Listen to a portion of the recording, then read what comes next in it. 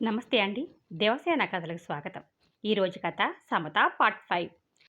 సభ దగ్గరకు ఎవరినడిగి వెళ్తున్నావు? ఇంత చిన్న విషయంలో అనుమతి తీసుకోవాల్సిన అవసరం ఉందనుకోలేదు. ఆ మాత్రం స్వాతంత్ర్యం నాకు ఉందని అనుకున్నాను.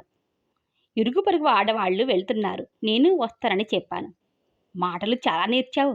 పుస్తకాలు చదివిన మాటలేనా నువ్వు వల్లిస్తున్నది? కాదు, జీవితం నేర్పిన పాఠం. ధైర్యాన్ని కూడదీసుకుంటూ అంది అరుంధతి. అంటే వాగక లోపలికి వెళ్ళు. అతని స్వరంలో కాఠిన్యానికి భయం వేసింది అరుంధతికి. అలా నిల్చుండిపోయింది. నీకే చెబుతున్నది, పో లోపలికి. కోపంతో రొప్పుతున్నాడు సీతాపతి. వెళతాను సభకు, వెళ్ళి తీరతాను. మీరెవరు నన్ను వద్దంటానికి? మొండిగా ప్రశ్నించింది అరుంధతి. ఒక్క నిమిషం చేష్టలుడికి నిల్చుండిపోయాడు సీతాపతి. అరుంధతి నుంచి అలాంటి మాటల్ని ఆశించలేదు. నేనెవర్నా? నీకు తాలి కట్టిన మొగుణ్ణి. ఆ మాట అనటానికి మీకు సిగ్గుగా లేదు? సీతాపతి కళ్ళు నిప్పులు కురిపిస్తున్నాయి. తాళి కట్టడం అంటే పసుపు మేళ్ళలో పలుపుతాడు కట్టడం కాదు. స్త్రీ పురుషులిద్దరూ కలిసి జీవించడానికి సమాజం నిర్ణయించిన ఒక బంధం. స్త్రీ పురుషుడికి బానిసగా కాదు, భార్య. ఆమెకు ఒక వ్యక్తిత్వం ఉంది. స్త్రీ ఇష్టాయిష్టాలను కూడా పురుషుడు గౌరవించడం నేర్చుకోవాలి. గబగబా ఉద్రేకంగా నేసింది అరుంధతి. పెద్ద పెద్ద మాటలే నేర్చావు. ఈ పాఠాలన్నీ ఎక్కడ నేర్చుకున్నావో తెలుస్తూనే ఉంది. నేను నీకు భర్తను. నా ఇష్టానికి వ్యతిరేకంగా నువ్వు బయటకు అడుగు పెట్టడానికి వీల్లేదు, శాసిస్తున్నట్లు అన్నాడు. పోనీరా, వెళ్ళి రానిరాదు. వ్యవహారం శృతిమించుతుందని గ్రహించిన శాంతమ్మ కొడుకును మందలించబోయింది. నువ్వూరుకో, దానికి ఏమిటా తలబిరిసితనం? అన్నాడు సీతాపతి పెద్ద గొంతుతో. శాంతమ్మ కోడల్ని బతిమాలుకుంది. లాభం లేదని తెలిసి నోట్లో పమిట కొంగు కుక్కుకుంటూ వస్తున్న దుఃఖాన్ని ఆపుకునే ప్రయత్నంలో అక్కడి నుంచి వెళ్ళిపోయింది. నీకే చెబుతుంది, పద లోపలికి, గర్జించాడు సీతాపతి. అనవసరంగా గొంతు చించుకోకండి, నేను వెళుతున్నాను. గబగబా ముందుకు నడిచింది. ఓ నిమిషం నిర్ఘాంతపోయి నిల్చున్నాడు సీతాపతి.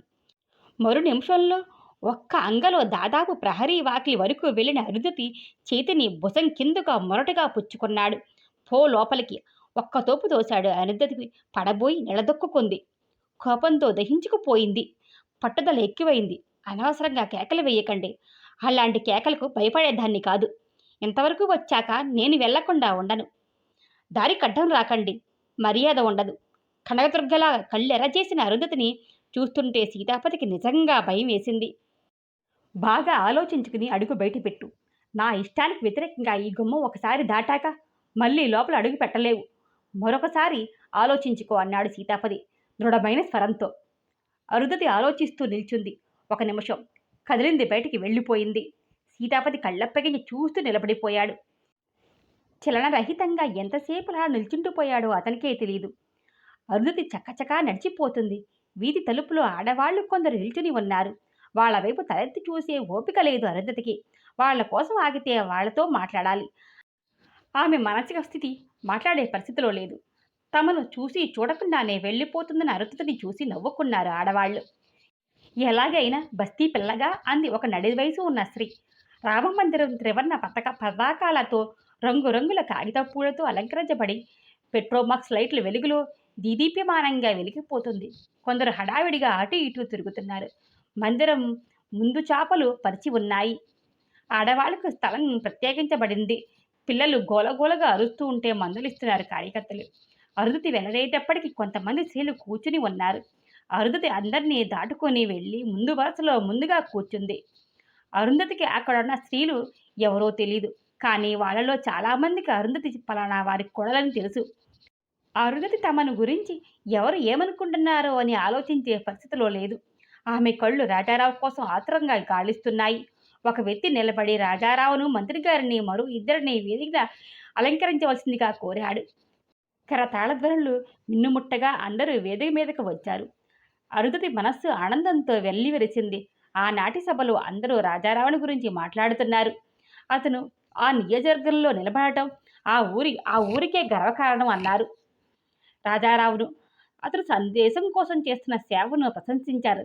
రాజారావు కళ్ళు అప్రయత్నంగానే ఆడవాళ్ల వైపు ముందు వరుసలో కూర్చున్న అరుంధతి వైపు పడ్డాయి. ఒక్కసారిగా అతని ముఖంలో 1000 ఓట్లు బలువు వెలగడం చూసింది అరుంధతి. ఆమె హృదయంలో కూడా వెలుగు వ్యాపించి ఉన్నట్లయింది. రాజారావు లేచాడు. తనకు ఆ సన్మానం చేసిన వాళ్లకు కృతజ్ఞతలను తెలుపుకున్నాడు. ఈ ఊరికే నేను ఎంతో రుణపడి ఉన్నాను. ఈ ఊళ్ళో ఒకప్పుడు నాకు లభించిన ఆదరణ, ప్రేమానురాగాలు జన్మలో మరిచిపోలేనివి అంటూ అప్రయత్నంగానే రాజారావు అరుంధతిని చూశాడు. అరుంధతి తల వంచుకుంది. కొంచెం ఆగి మళ్ళీ అన్నాడు, నా కళ్ళు తెరిచింది కూడా ఈ ఊరే. నా రాజకీయ జీవితం, దాంతోపాటు ఆశయాలు, ఆదర్శాలు మారటానికి కారణం కూడా ఈ ఊరే. రాజారావు కంఠంలో అపశృతి పలికింది. ఆ తర్వాత ఏం మాట్లాడాడో అరుంధతికి వినిపించలేదు. రాజారావు తను ఊహించినట్లు సంతోషంగా లేడు. తన రాజకీయ జీవితంలో వచ్చిన మార్పుకు సంతోషిస్తున్నట్లు అనిపించలేదు. ఏమిటి ఇంకా కూర్చున్నావు? త్రుళ్ళిపడి లేచి నిల్చుంది అరుంధతి. అప్పటికే చాలామంది వెళ్ళిపోతున్నారు. అందరూ లేచారు. తను ఒక్కతే కూర్చుని ఉంది. అరుంధతికి సిగ్గు అనిపించింది. వాడెక్కడ? రాజారావు ఎవరిని ఉద్దేశించి ఆ ప్రశ్న వేశాడో అరుంధతికి వెంటనే అర్థమైంది. కానీ జవాబు ఏం చెప్పాలో తోచలేదు. అందరి కళ్ళు రాజారావు వైపు ఉన్నాయనే విషయాన్ని ఇద్దరిలో ఎవరూ గ్రహించే స్థితిలో లేరు. సీతాపతి ఏడి? రాలేదు. రాజారావు అర్థం కానట్లు చూశాడు. ఊళ్ళో లేడా? మళ్ళీ ప్రశ్నించాడు. ఉన్నారు. ఒంట్లో బాగాలేదా? బాగానే ఉంది. రాజారావుకి అర్థమైంది. సీతాపతి కావాలని రాలేదు. మరి అరుంధతి ఎలా వచ్చింది? నిన్ను మాత్రం వెళ్ళమన్నాడా? ఆలోచిస్తూ ప్రశ్నించాడు. వెళ్ళొద్దన్నారు అంది అరుంధతి. నిశ్చలంగా రాజారావు ఓ క్షణం మౌనంగా ఉండిపోయాడు. వద్దంటే ఎందుకు వచ్చావు? వాడు నాకు ఉత్తరం రాశాడు, ఈ ఊరు రావద్దని. వచ్చినా తన గడప తొక్కనియను. అరుంధతి దెబ్బతిన్నట్లు చూసింది. చాలా తొందరపడ్డావు. వెంటనే వెళ్ళిపో. నిన్ను చూసి వాడు కూడా వచ్చి ఉంటాడని సంతోషించాను. అరుంధతి మాట్లాడలేదు. నేను మళ్ళీ చూడగలిగినందుకు చాలా సంతోషంగా ఉంది. మరోసారి వస్తాను. ఇక్కడ మహిళా మండలి పెట్టించాలనుకుంటున్నాను. నీలాంటి వాళ్ళు ముందుకొచ్చి పని చెయ్యాలి. అరుంధతి మౌనంగా వింటూ నిలబడింది. వెళ్ళు అరు. సీతాపతికి కోపం వస్తే ముందు వెనక ఆలోచించడు. మంత్రిగారు నా కోసం నిల్చుని ఉన్నారు. ఎక్కువసేపు మనం ఇలా మాట్లాడుతూ నిలబడటం కూడా మంచిది కాదు అన్నాడు రాజారావు. రేపు ఉంటారా? ఎలాగో అనగలిగింది అరుంధతి. లేదు, ఈ రాత్రి భోజనాలు కాగానే వెళ్ళిపోతున్నాం. రేపు గుంటూరులో పబ్లిక్ మీటింగ్ ఉంది. ఈ రాత్రికే గుంటూరు వెళ్తున్నాం. వస్తాను అంటూ రాజారావు గబగబా వెనక్కు తిరిగి చూడకుండా మంత్రిగారి దగ్గరికి వెళ్ళిపోయాడు. అరుంధతి మనస్సులో దిగులు పుట్టుకొచ్చింది. రాజారావు మునుపటి రాజారావు కాదు అనిపించింది. దుఃఖం పొంగి పొరలింది. అది ప్రియమైన వస్తువు. ఇంతకాలం తన హృదయంలో పదిలంగా ఉన్న వస్తువు ఏదో జారిపోయినట్లు, హృదయంలో ఖాళీ ఏర్పడినట్లు అనిపించింది. ఒక్కొక్క అడుగు బరువుగా పడుతుంది. అరుంధతి ఇంటివైపు నడుస్తుంది. కాళ్ళు ఇసుకలో కూరుకుపోతున్నట్లు బరువుగా ఎత్తివేస్తుంది. నిజంగానే భర్త తనను ఇంట్లోకి రానివ్వకపోవటానికి తను కాని పనేం చేసింది? ఏదో కోపంలో అన్నారు. రాజారావులో ముక్తి ఆప్యాయత లేదా?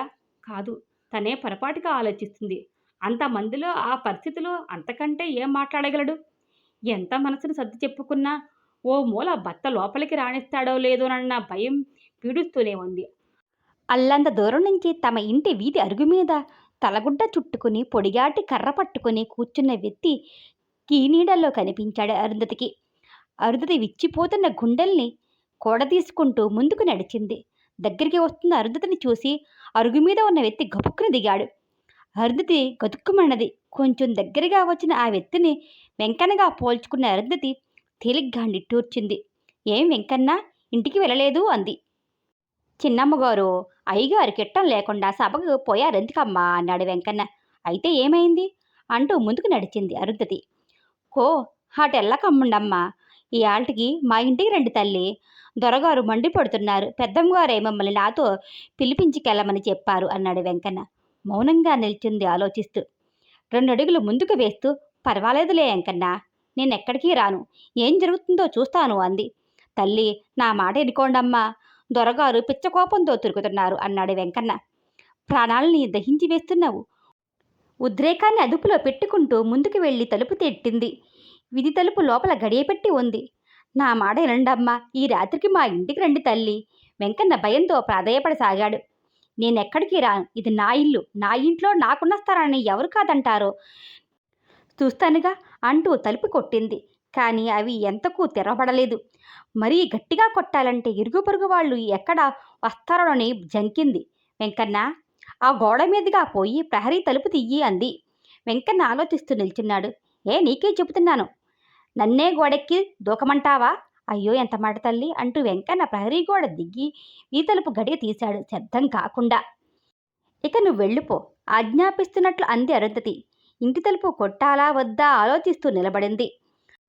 తను లోపలికి ప్రవేశించింది అతనికి తెలియకుండా ఉందా? తెలిసే పలక్కుండా ఉన్నాడు. ఇప్పుడు తలుపు కొడితే రభస కావచ్చు. అసలే పట్టుదలగ మనిషి. ఈ రాత్రికి ఎలాగో సావిట్లో పడుకుంటే సరి. రేపటికి అయినా కోపం చల్లబడుతుంది.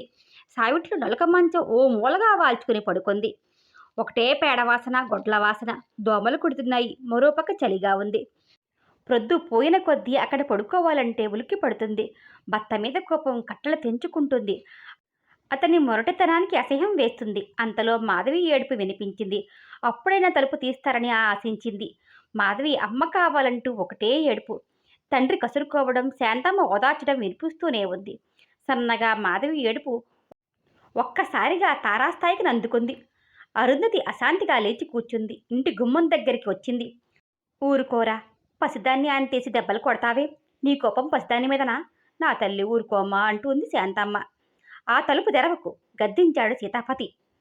శాంతమ్మ బిడ్డనెత్తుకుని బయటికి రాబోతుంటే వారించాడని అర్థమైంది అరుంధతికి. అంటే తను అక్కడ ఉన్నట్లు తెలుసన్నమాట. పిల్ల ఏడుపు మానలేదు. అరుంధతికి ఎవరో గుండెలు పిండేసినట్లుంది. తిరిగి వెళ్ళి నులక మంచం మీద కూర్చుంది. పసుపు దయాదాక్షిణాలు లేని అడవి మనిషి. కసిగా తనలో తనే అనుకుంది. ఏడ్చి ఏడ్చి మాధవి నిద్రపోయింది. అరుంధతి మాత్రం మంచం మీద చలిలో ఆలోచిస్తూ అలాగే కూర్చుండిపోయింది. మనసు కోపంతో బగబగ మండిపోతుంది. తలలో నరాళ్ళు అదురుతున్నాయి. ఇంకా బాగా చీకటి ఉండగానే ఇంటి తలుపులు బార్లా తెరుచుకున్నాయి. అరుంధతి లోపలికి వెళ్ళబోయింది. ఆగు, ఎక్కడకు? ఇంట్లోకి. ఈ ఇంట్లో నీకు స్థానం లేదు. ఎందుకు లేదు? నేను నీకు సంజాయిషి ఇచ్చుకోనక్కర్లేదు. నీలాంటి ఆడదానికి నా ఇంట్లో స్థానం లేదు. రాత్రే వెళ్ళిపోకుండా ఎందుకున్నావు? రాత్రే వాడితో వెళ్ళిపోయావేమో అనుకున్నానే. వ్యంగ్యంగా ఉంది స్వరం. అరుంధతి మనస్సు అసహ్యంతో చీదరగా అయింది.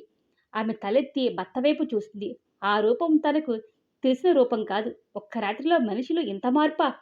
పో, ఇంకా నిల్చున్నావే? నేనెక్కడికి పోతాను? ఇది నా ఇల్లు అందామనుకుంది. వెళతాను, కానీ నాకు సంబంధించిన వస్తువులన్నీ తీసుకుని వెళతాను అనేసింది. సీతాపతి నిలబడిపోయాడు. వెళతాను. మగవాడి అహంకారం ముందు, అభిజాత్యం ముందు అభిమానాన్ని చంపుకుని పడి ఉండే ఆడదాని కాను నేను. మీ పాదాల మీద పడి ఇక్కడే ఇంత చోటునివ్వమని, మీ ఇంట్లో దాసీగారైనా ఇంత చోటివ్వమని ప్రార్థిస్తానని బహుశా మీరు ఆశించి ఉంటారు. ఉద్రేకంగా అనేసింది అరుంధతి. సీతాపతి లోపలికి వెళ్ళాడు. క్షణంలో ఆమె ట్రంకు పెట్టే తెచ్చి విసిరికొట్టాడు. ఇవేగా నీ వస్తువులు? పో, తీసుకువెళ్ళు అంటూ అరిచాడు ఆవేశంగా. విసరడంతో తాళం లేని పెట్టె తెరుచుకుంది. అందులో వస్తువులు చిందరవందరగా పడ్డాయి. రాజా ఫోటో దూరంగా వెళ్ళి పడింది. సీతాపతి ముఖం రాయిలా బిగుసుకుపోయింది. వీటి కోసం కాదు నేను నిల్చున్నది, నా బిడ్డ కోసం నిల్చున్నాను అంది అరుంధతి ఆవేశంగా. శాంతమ్మ ముందుకు వచ్చి బాబూ అంది. నువ్వు నోరు మోసుకో. ఈ విషయంలో ఎవరు అడ్డం వచ్చినా నరికేస్తాను. పిచ్చి వడిలే అరిచాడు సీతాపతి. వెళ్ళిక్కడి నుంచి. అరుంధతి మీదకు దూకపోయి ఆగిపోయాడు. ఎందుకు పిచ్చి కేకలు? వెళ్ళిపోతాను. నా బిడ్డను నాకు ఇచ్చేయి అంది అరుంధతి గంభీరంగా. నీ బిడ్డ? పదా ముందుకు బయటకు. సీతాపతి అరుంధతి మీదకు దూకి రెక్క పట్టుకుని బరబరా ఈడ్చుకు వెళ్ళి వీధి గుమ్మంలోంచి తోసేశాడు. వెళ్ళి నడురెడ్డి మీద బక్కబోర్లా పడిపోయింది. శాంతమ్మ ఆ దృశ్యం చూడలేక లోపలికి వెళ్ళిపోయింది, గుండెలు తరుక్కుపోయేలా ఏడుస్తూ. అరుంధతి చివ్వున లేచి నిల్చుంది. నుదురుకు రాయి పొడుచుకుని రక్తం కారుతుంది. అరచేత్తో రక్తాన్ని తుడుచుకుంటూ ఆ చేతి వంకే ఓ క్షణం చూస్తూ ఉండిపోయింది. తలెత్తి చూసింది. భారీ విగ్రహం వారికి అడ్డంగా క్రూరంగా చూస్తూ నిలబడిపోయింది. నువ్వు మగాడివి, బలవంతుడివి. బలవంతుడు ఎప్పుడూ బలహీనుల మీద దౌర్జన్యం చేస్తూనే ఉన్నాడు అనాలనుకుంది. ఆవేశంతో పెదవులు మాత్రం కదిలి నిలిచిపోయాయి. ఆ బిడ్డ నీ కూతురు కాదు. నీతి కాని దాన్ని ఎప్పటికీ స్వంతం చేసుకోలేవు. సీతాపతి చుట్టూ జివ్వున ప్రాణాన్ని లాగేసే మంచు కొండలు లేచాయి. శరీరం అంతా తిమ్మిరి కొయ్య అయ్యింది. అతడు నిలువెల్లా మంచు మనిషే అయ్యాడు. అరుంధతి కసిగా నవ్వుకుంది. తన ఇంటి పరిసరాల్ని ఒక్కసారి కలయ చూసింది. గిరుడ వెనక్కి తిరిగింది. కను చీకటిలో కలిసిపోయింది. శాంతమ్మ కొడుకును ఊపుతూ భయంతో కేకలు వేసింది. అప్పుడే వచ్చిన జీతగాడు రంగన్న, శాంతమ్మ చలనరహితంగా ఉన్న సీతాపతిని లోపలికి చేర్చారు. గుంటూరు ట్రావెల్స్ బంగ్లా జనంతో హడావిడిగా ఉంది. బంగ్లా ముందు కొన్ని కార్లు, 2 జీపులు ఉన్నాయి. డ్రైవర్లంతా ఒకచోట చేరి కబుర్లు చెప్పుకుంటున్నారు. గొప్పవాళ్ళ రహస్యాలు చాలా వరకు వారి డ్రైవర్లకు తెలిసి ఉంటాయి. సాధారణంగా 2 డ్రైవర్లు ఒకే చోట చేరితే చాలా ఆప్యాయంగా మాట్లాడుకోవడం కనిపిస్తుంది. ఆఫీసులతో వచ్చిన బంట్రోతులు తమకు తెలిసిన వారు లోపలికి వెళుతుంటే సలాం కొట్టి అదే చేతను ముందుకు చాపుతున్నారు. విద్యుత్ దీపాల వెలుగులో బంగ్లా ముందున్న పూల మొక్కలు, పువ్వులు దాదాపు ఒకే రంగును వెదజల్లుతున్నాయి.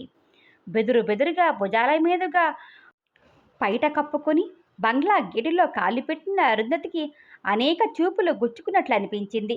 బిక్కుబిక్కుమంటూ బంగ్లా వరండాలో కాళ్ళు పెట్టింది. బంట్రోతు ఒకడు ఎదురొచ్చి ఎవరు కావాలి అన్నాడు. వాడి స్వరంలో సభ్యత అనే పదానికి ఎక్కడ ఆస్కారం లేదు. రాజారావు అంది గొనుక్కున్నట్లు. గట్టిగా నిర్భయంగా చెప్పాలనుకుంది, కానీ అంతా కొత్త. మాట స్పష్టంగా పెగలలేదు. ఆ కుర్చీలో కూర్చోండమ్మా అన్నాడు వినయంగా బంట్రోతు. ఈసారి అతని స్వరంలో తెచ్చిపెట్టుకున్న సభ్యత స్పష్టంగా ధ్వనించింది. వరండాలో 6-7 కుర్చీలు వేసి ఉన్నాయి.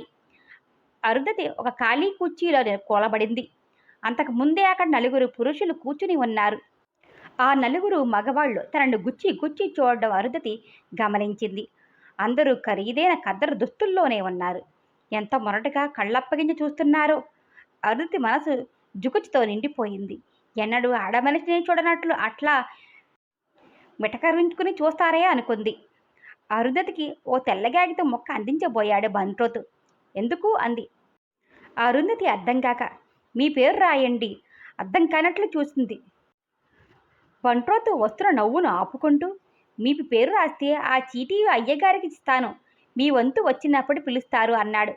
వాడి ధోరణి అరుంధతికి నచ్చలేదు. ఆ కుర్చీలో ఉన్న మగవాళ్ళు కూడా ముసిముసిగా నవ్వుతున్నట్లు తోచింది అరుంధతికి. అవమానంగా తోచింది. అక్కర్లేదు, ఆయనతో చెప్పు నేను వచ్చానని బెంకంగా అన్నది. దాంతో బంట్రోతు బెక్క చచ్చిపోయాడు. అయ్యగారికి సొంతం కాబోలు అనుకున్నాడు. తమరి పేరు చెప్పండి, ఇప్పుడే చెప్పొస్తాను అన్నాడు అతి వినయంగా. అరుంధతి. కుర్చీలో వాళ్ళంతా ఇప్పుడు అరుంధతిని చూడటం లేదు. అటు ఇటు దిక్కులు చూస్తున్నట్లు చూస్తూ కూర్చున్నారు. బంట్రోతు లోపలికి వెళ్ళాడు. మరు నిమిషంలో లోపల నుంచి బాగా ఒళ్ళుగల పెద్ద మనుషులు 3 బయటికి వచ్చారు. వాళ్ళు బయటికి వెళ్ళగానే ఒక కారు, ఒక జీపు రొద చేస్తూ దూసుకుని పోయాయి కాంపౌండ్ బయటకు. ఆయన కలుసుకోవడానికి ఎంతమంది వస్తున్నారో అరుంధతి మనసు గర్వంతో నిండిపోయింది. తనను చూసి ముందు ఆశ్చర్యపోతాడు, ఆ తర్వాత సంతోషంతో పొంగిపోతాడు. అయ్యగారు రమ్మంటున్నారు. అరుంధతి లేచింది. బంట్రోతు వెనకే నడిచింది. బంట్రోతు తెలుపు తెరిచి పట్టుకుని నిల్చున్నాడు. అరుంధతి లోపలికి అడుగు పెట్టిందో లేదో ఎదురుగా గుండ్రని టేబుల్, వెనుగ్గా ఎత్తైన కుర్చీ మీద కూర్చుని కనిపించాడు రాజారావు. ఆమె కళ్ళకు రాజా అచ్చం రాజులాగే కనిపించాడు. అరుంధతి ఉద్వేగంతో ముందుకు నడిచింది. రాజా తనను చూసి లేచి ఎదురొస్తాడని ఆశించింది, కానీ అది జరగలేదు. రాజా కుర్చీలోంచి లేవలేదు. అతని కళ్ళు కాంతిహీనంగా ఉన్నాయి. అతని ముఖం భావరహితంగా తెల్ల కాగితంలా వెలవెలబోతూ ఉంది. కూర్చోరు అన్నాడు ఉత్సాహం లేని కంఠంతో. తను రావడం రాజాకు ఇష్టం లేదా? తన కోసం ఒకనాడు కన్నీరు కార్చిన రాజా తను వస్తే ఎంత స్తబ్దంగా ఉన్నాడే. యాంత్రికంగా ఎదురుగా ఉన్న కుర్చీలో కూర్చుంది. ఏమిటి అరు ఇలా వచ్చేశావు? అప్పటికి షాకు నుంచి కొంతవరకు తేరుకున్న రాజారావు అడిగాడు అరుంధతిని పరీక్షగా చూస్తూ. అరుంధతి మాట్లాడలేదు. కళ్ళల్లో నీరు తిరిగింది. చెప్పు అరు, ఏం జరిగింది? ఒంటరిగానే వచ్చావా? అదుద్దగా ప్రశ్నించాడు రాజారావు. అవును, ఒంటరిగానే వచ్చేశాను అంది. బరువుగా ఉంది కంఠం. వచ్చేశావా అంటే? విస్మయంగా ప్రశ్నించాడు. అంటే వచ్చేశానే, శాశ్వతంగా ఆ ఇంటి నుంచి బయటికి వచ్చేశాను, మీ దగ్గరికి వచ్చేశాను ఆవేశంగా అంది. రాజారావు ఒక్కసారిగా కుర్చీలోంచి లేచి నిల్చున్నాడు.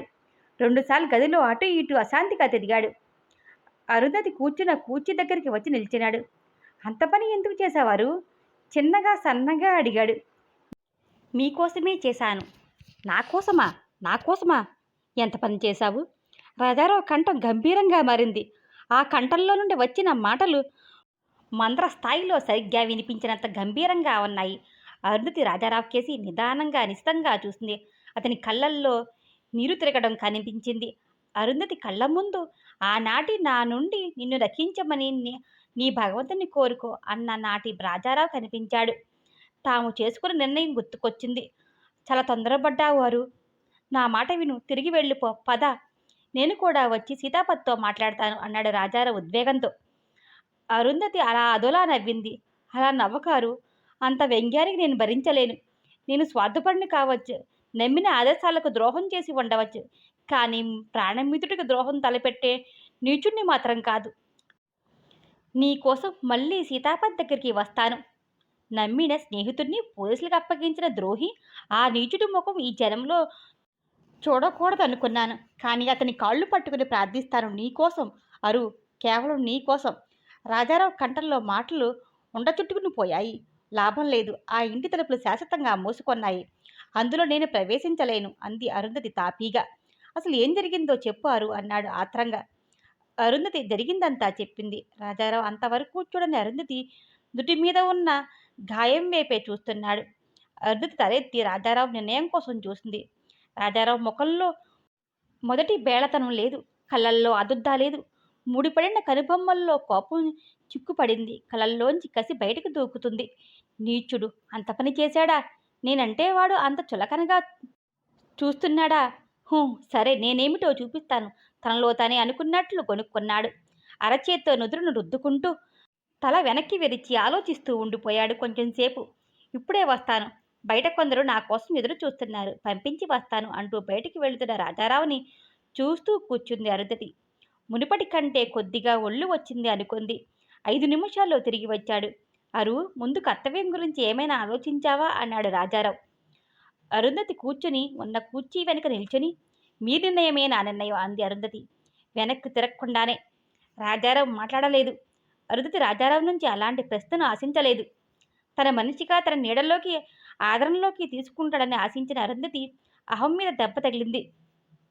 నాకు మీ పార్టీ ద్వారా ఏదైనా చిన్న పని ఇప్పించండి, నేను కూడా కార్యకర్తగా పనిచేస్తాను మీ ఎలక్షన్లో అంది అభిమానంగా. తుల్లిపడ్డాడు రాజారావు, ఏదో వినరాని మాట విన్నట్లు. నువ్వు మా పార్టీ కార్యకర్తగా పనిచేస్తావా? అందులో అంత ఆశ్చర్యాన్ని కలిగించే విషయం ఏముందో అరుంధతికి అడ్డుపట్టలేదు. అదెలా సంభవం? తనకు తనే ప్రశ్నించుకున్నట్లు అన్నాడు. ఎందుకు సంభవం కాదు? వెనక్కు తిరగకుండానే ఎదురు ప్రశ్న వేసింది అరుంధతి. అందులోని సాధక బాధకాలు నీకు అర్థం కావు. ఏమిటి అంత అర్థం కాని సాధక బాధకాలు? అరుంధతి స్వరం తీవ్రంగా ఉంది. ఇది ప్రపంచం. ప్రజల నోళ్లు మూయడం చాలా కష్టం. ఎంత కాదనుకున్నా కొన్ని విషయాల్లో సంఘానికి భయపడక తప్పదు. అరుంధతి గిర్రున వెనక్కి తిరిగి చూసింది. ఈ రాజారావు తనకు తెలిసిన రాజారావేనా అన్నట్లు అనుమానంగా చూసింది. ఆమె చూపు తప్పించుకుంటూ అన్నాడు రాజారావు. నా రాజకీయ జీవితం నేను ఎన్నడూ ఊహించని మలుపు తిరిగింది. దానికి బాధ్యుడు సీతాపతి. అర్థం కాలేదు అరుంధతికి. ఆనాడు సీతాపతి నన్ను పోలీసులకు పట్టించి ఉండకపోతే నేను నా పార్టీకి ద్రోహం చేసేవాణ్ణి కాదు. ఆ బాధ నన్ను వెంటాడేది కాదు. అబద్ధం. నీలో నిజాయితీ కొరబడింది, స్వార్థం పెరిగింది, బలహీనత ఏర్పడింది. అందుకే ఆ పార్టీ మార్చావు, అధికార పార్టీలోకి వచ్చావు అనాలని ఆమె మనస్సు ఆక్రోశించింది. కానీ అనలేకపోయింది. మౌనంగా వింటూ కూర్చుంది. రాజకీయ జీవితంలో వచ్చిన మార్పు నా జీవితంలో కూడా మార్పును తెచ్చింది కాదు, నీలోనే ముందు మార్పు వచ్చింది. అదే రాజకీయ జీవితానికి మార్చింది తీవ్రంగా అంది అరుంధతి. కావచ్చు, ఇప్పుడు నా ఆశయాలు అభిలాషలు వేరు. ఈ ఉపోద్ఘాతమంతా ఎందుకు చూపుతున్నట్లు? అది గాబరాగా అక్కర్లేదు, నిజమే చెప్పండి. అదే అరు, ఇప్పుడిప్పుడే నేను రాజకీయాల్లోకి పైకి వస్తున్నాను. నా ఆశయం సిద్ధించాలంటే కొంత జాగ్రత్తగా ఉండాలి. నా మీద ప్రాణాలకు నమ్మకం కుదరాలి. 10 మంది వేలెత్తి చూపించేలా ఉండకూడదు. కొంచెం సందు దొరికితే చాలు. ముఖ్యంగా ఎలక్షన్ టైంలో ఎదుటి పార్టీ వాళ్ళు ఏకి పారేస్తారు. ఇదంతా నాతో ఎందుకు చూపుతున్నట్టు? అరుంధతి విరక్తిగా అడిగింది. విను అరు, నన్ను అర్థం చేసుకో, అందుకే చెబుతున్నాను. నువ్వు నాతో బాహటంగా పనిచేస్తూ ఉంటే అనేక రకాల పుకార్లు పుట్టవచ్చు అంటూ అర్ధయుక్తంగా అరుంధతి ముఖంలోకి చూశాడు. అరుంధతి తల వంచుకుని ఆలోచనలో పడింది. నువ్వు ఇప్పుడిప్పుడే పైకి వస్తున్నాననుకుంటున్నావు. ఇప్పుడే పతనం ప్రారంభమయ్యింది. ఆ పతనం ఎంత దూరం అయ్యి పోయి ఆగుతుందో ఎవరూ చెప్పలేరు అనుకుంది అరుంధతి అతడి ముఖంలోకి చూస్తూ. నువ్వు విజయవాడ వెళ్ళు. అరుంధతి ఆలోచనల నుంచి బయటపడింది. విజయవాడ ఎందుకు? ఎవరి దగ్గరకు? అదే అలా అంటావు? మీ నాన్నగారిది విజయవాడలోనేగా. ఏ మూకం పెట్టుకుని పుట్టింటికి వెళ్ళను? పైగా వాళ్ళ ఆర్థిక స్థితి నాకు తెలియంది కాదు. నన్ను పోషించే స్థితిలో లేడు మా నాన్న. అది కాదు నేనంటున్నది, నువ్వు కొంతకాలం పాటు మీ పుట్టింట్లో ఉండు. డబ్బు పంపిస్తూ ఉంటాను. అప్పుడప్పుడు నేను వచ్చిపోతుంటాను. అంటే మరోసారి ఇంట్లోంచి బయటికి నెట్టేస్తున్నారన్నమాట. అరు కాక మరేమిటి? నేను పుట్టింట్లో ఉంటే మీరు డబ్బు పంపిస్తారా? అప్పుడప్పుడు వచ్చి చూసిపోతూ ఉంటారా? అది మా నాన్న చూస్తూ ఉంటాడా? మతి ఉన్న మాటలేనా? రాజారావు మాట్లాడలేదు. అరుంధతి మళ్ళీ తనలో తానే మాట్లాడుకున్నట్లు మాట్లాడుతుంది. మెట్టిన ఇంట్లో స్థానభ్రష్టమైన స్త్రీకి పుట్టి ఇంట్లో స్థానం ఉంటుందనుకోను. నా విషయంలో ఇది మరీ కఠినమైన సత్యం. నరకం నుంచి స్వర్గంలోకి వెళ్ళాను. స్వర్గాన్ని నేనే నరకంగా మార్చుకున్నాను. ఎందుకోసం? ఎవరి కోసం? ఇప్పుడు నన్నేం చేయమంటావో చెప్పు. అరుంధతి జవాబు ఇవ్వలేదు. తల వాల్చుకుని కూర్చుంది. చెప్పు, నన్నేం చేయమంటావు? ఆవేశంగా ప్రశ్నించాడు. అరుంధతి తల ఎత్తలేదు. తను చెప్పాలా? తను ఏం చెబుతుంది? తన అసహాయ స్థితి తెలిసి కూడా ఏం చెయ్యాలని అడుగుతున్నాడా? తనను చూడగానే ఉద్వేగంతో గుండెలో దాచుకుంటాడు అనుకుంది. అతని ప్రాణాల్లో తన కోసం ఆర్తి నిండి ఉంటుందనుకుంది. నేను ఉండగా నీకేం, భయపడకు అంటూ తన బలమైన బాహు కింద ఇంత నీడ ఇస్తాడనుకుంది. దుఃఖం కట్టలు తెంచుకుంది. అరు ఆవేశంగా ఉంది ఆ పిలుపు. అరుంధతి తల ఎత్తలేదు. వంచి ఉన్న ఆమె కళ్ళ నుంచి నీటి బొట్లు రాలుతున్నాయి. అరు ఏడుస్తున్నావా? నువ్వు బాధపడడం నేను చూడలేను. ఆ కంటల్లో నిజాయితీ లేకపోలేదు. నేను మీ భవిష్యత్తుకు అడ్డురాను. ఆనాడు మనం చేసుకున్న నిర్ణయానికి కట్టుబడే ఉంటాను. భయపడకండి. మనం తప్పు చేయనప్పుడు లోకానికి ఎందుకు భయపడాలి? కన్నీళ్లతో తడిసిన చెంపలను తుడుచుకుంటూ అంది. రాజారావు కొంచెం తొట్రుపాటు చెందాడు. ఆనాడు నిర్ణయం చేసిన మనిషి కాదు ఈనాడు. నేను చాలా మారిపోయాను. ఇప్పుడు ఇంతవరకు వచ్చాక ఆ పరమనీచుడి కోసం మనం ఎలాంటి త్యాగము చేయనక్కర్లేదు. నిన్ను చూస్తూ నిగ్రహించుకునే శక్తి నాకు లేదు. నా ఉద్దేశం కేవలం కనీసం ఈ ఎలక్షన్ అయ్యేంత వరకు మనం బయట పడకూడదనే. అరుంధతి ఆశ్చర్యంగా రాజారావు ముఖంలోకి చూసింది. కొంచెంసేపు దీర్ఘంగా ఆలోచించింది. అందుకని నన్ను పుట్టింటికి వెళ్ళమంటారు, రెట్టించింది అరుంధతి. రాజారావు ఆలోచిస్తూ కూర్చున్నాడు. వెంటనే అతనికి ఓ ఆలోచన తట్టింది. అయితే ఒకటి చేద్దాం. ఈ ఊళ్ళో మిసెస్ వైకుంఠం అనే సోషల్ వర్కర్ ఒక ఆమె ఉంది. ఆమె నాకు చాలా ఆప్తురాలు. నా ఆసరాతో పైకి రావాలని తాపత్రయపడుతూ ఉంది. ఆమె ఇంట్లో మగవాళ్ళు ఎవరూ ఉండరు. నువ్వు ఆమె ఇంట్లో ఉంటే కావలసిన డబ్బు పంపిస్తూ ఉంటాను. నేను కూడా అప్పుడప్పుడు రహస్యంగా వచ్చిపోతుంటాను. రాజారావు చివరి వాక్యం వింటూనే అరుంధతి మనసు జుగుచ్చుతో నిండిపోయింది. ఆమె అదోలా నవ్వింది. భర్తతో మాధవి నీ కూతురు కాదని చెప్పినప్పుడు నవ్విన నవ్వులాంటి అదే నవ్వు. రాజారావు ఆ నవ్వులోని భావం అర్థం చేసుకోవడానికి ప్రయత్నించలేదు. అరుంధతిని రెండు చేతులతో మృదువుగా పట్టుకుని హృదయానికి గాఢంగా హత్తుకున్నాడు. అరుంధతి వారించలేదు, సంతోషించడం లేదు, దుఃఖించడం లేదు. కను చీకటి తోడ్పడుతుంది. రాజారావు గోముగా అరుంధతిని కూర్చీలో కూర్చోబెట్టాడు. తను వెళ్ళి తన కూర్చీలో కూర్చున్నాడు. బెల్లొక్కాడు. బంగ్లా బంట్రోతు మరు నిమిషంలో హాజరయ్యాడు. రంగయ్యని పిలువు. బంట్రోతు వెళ్ళిపోయాడు. కొంచెం సేపటికి రంగయ్య వచ్చి వినయంగా నిల్చున్నాడు. రంగయ్య, అయ్యా, శ్రీపతి వైకుంఠం ఇల్లు తెలుసా? తెలుసునండి. కారులో తీసుకువెళ్ళి ఆమెను వెంటనే రమ్మన్నానని చెప్పి తీసుకురా. చిత్తం. రంగయ్య బయటికి వెళ్ళిపోయాడు. అరుంధతి ఆలోచనల నుంచి తేరుకుని ప్రశ్నార్థకంగా చూసింది. ఏమిటలా ఉన్నావు? ఇక్కడ నువ్వు కొద్ది కాలమే ఉంటావు. ఎలక్షన్ కాగానే నిన్ను హైదరాబాద్ తీసుకువెళతాను. మీ ఇష్టం అంది విరక్తిగా అరుంధతి. నువ్వు అదోలా ఉన్నావు. నాకు మనస్సేమీ బాగాలేదు. నవ్వుతూ ఉండాలి అన్నాడు రాజారావు సిగరెట్ వెలిగించుకుంటూ. ఇదెప్పటి నుంచి నేర్చుకున్నారు? ఏమిటి? ఇదే సిగరెట్ తాగడం. జైల్లో అలవాటైంది. జైల్లో నువ్వు జ్ఞాపకం వచ్చినప్పుడల్లా పిచ్చెక్కినట్లు ఉండేది. సిగరెట్ అలవాటు చేసుకున్నాను. గతాన్ని తలుచుకుంటూ సిగరెట్ దమ్ము గట్టిగా పీల్చాడు. అరుంధతి నమ్మలేనట్లు ముఖం పెట్టింది. నువ్వు నమ్మటం లేదు కదూ?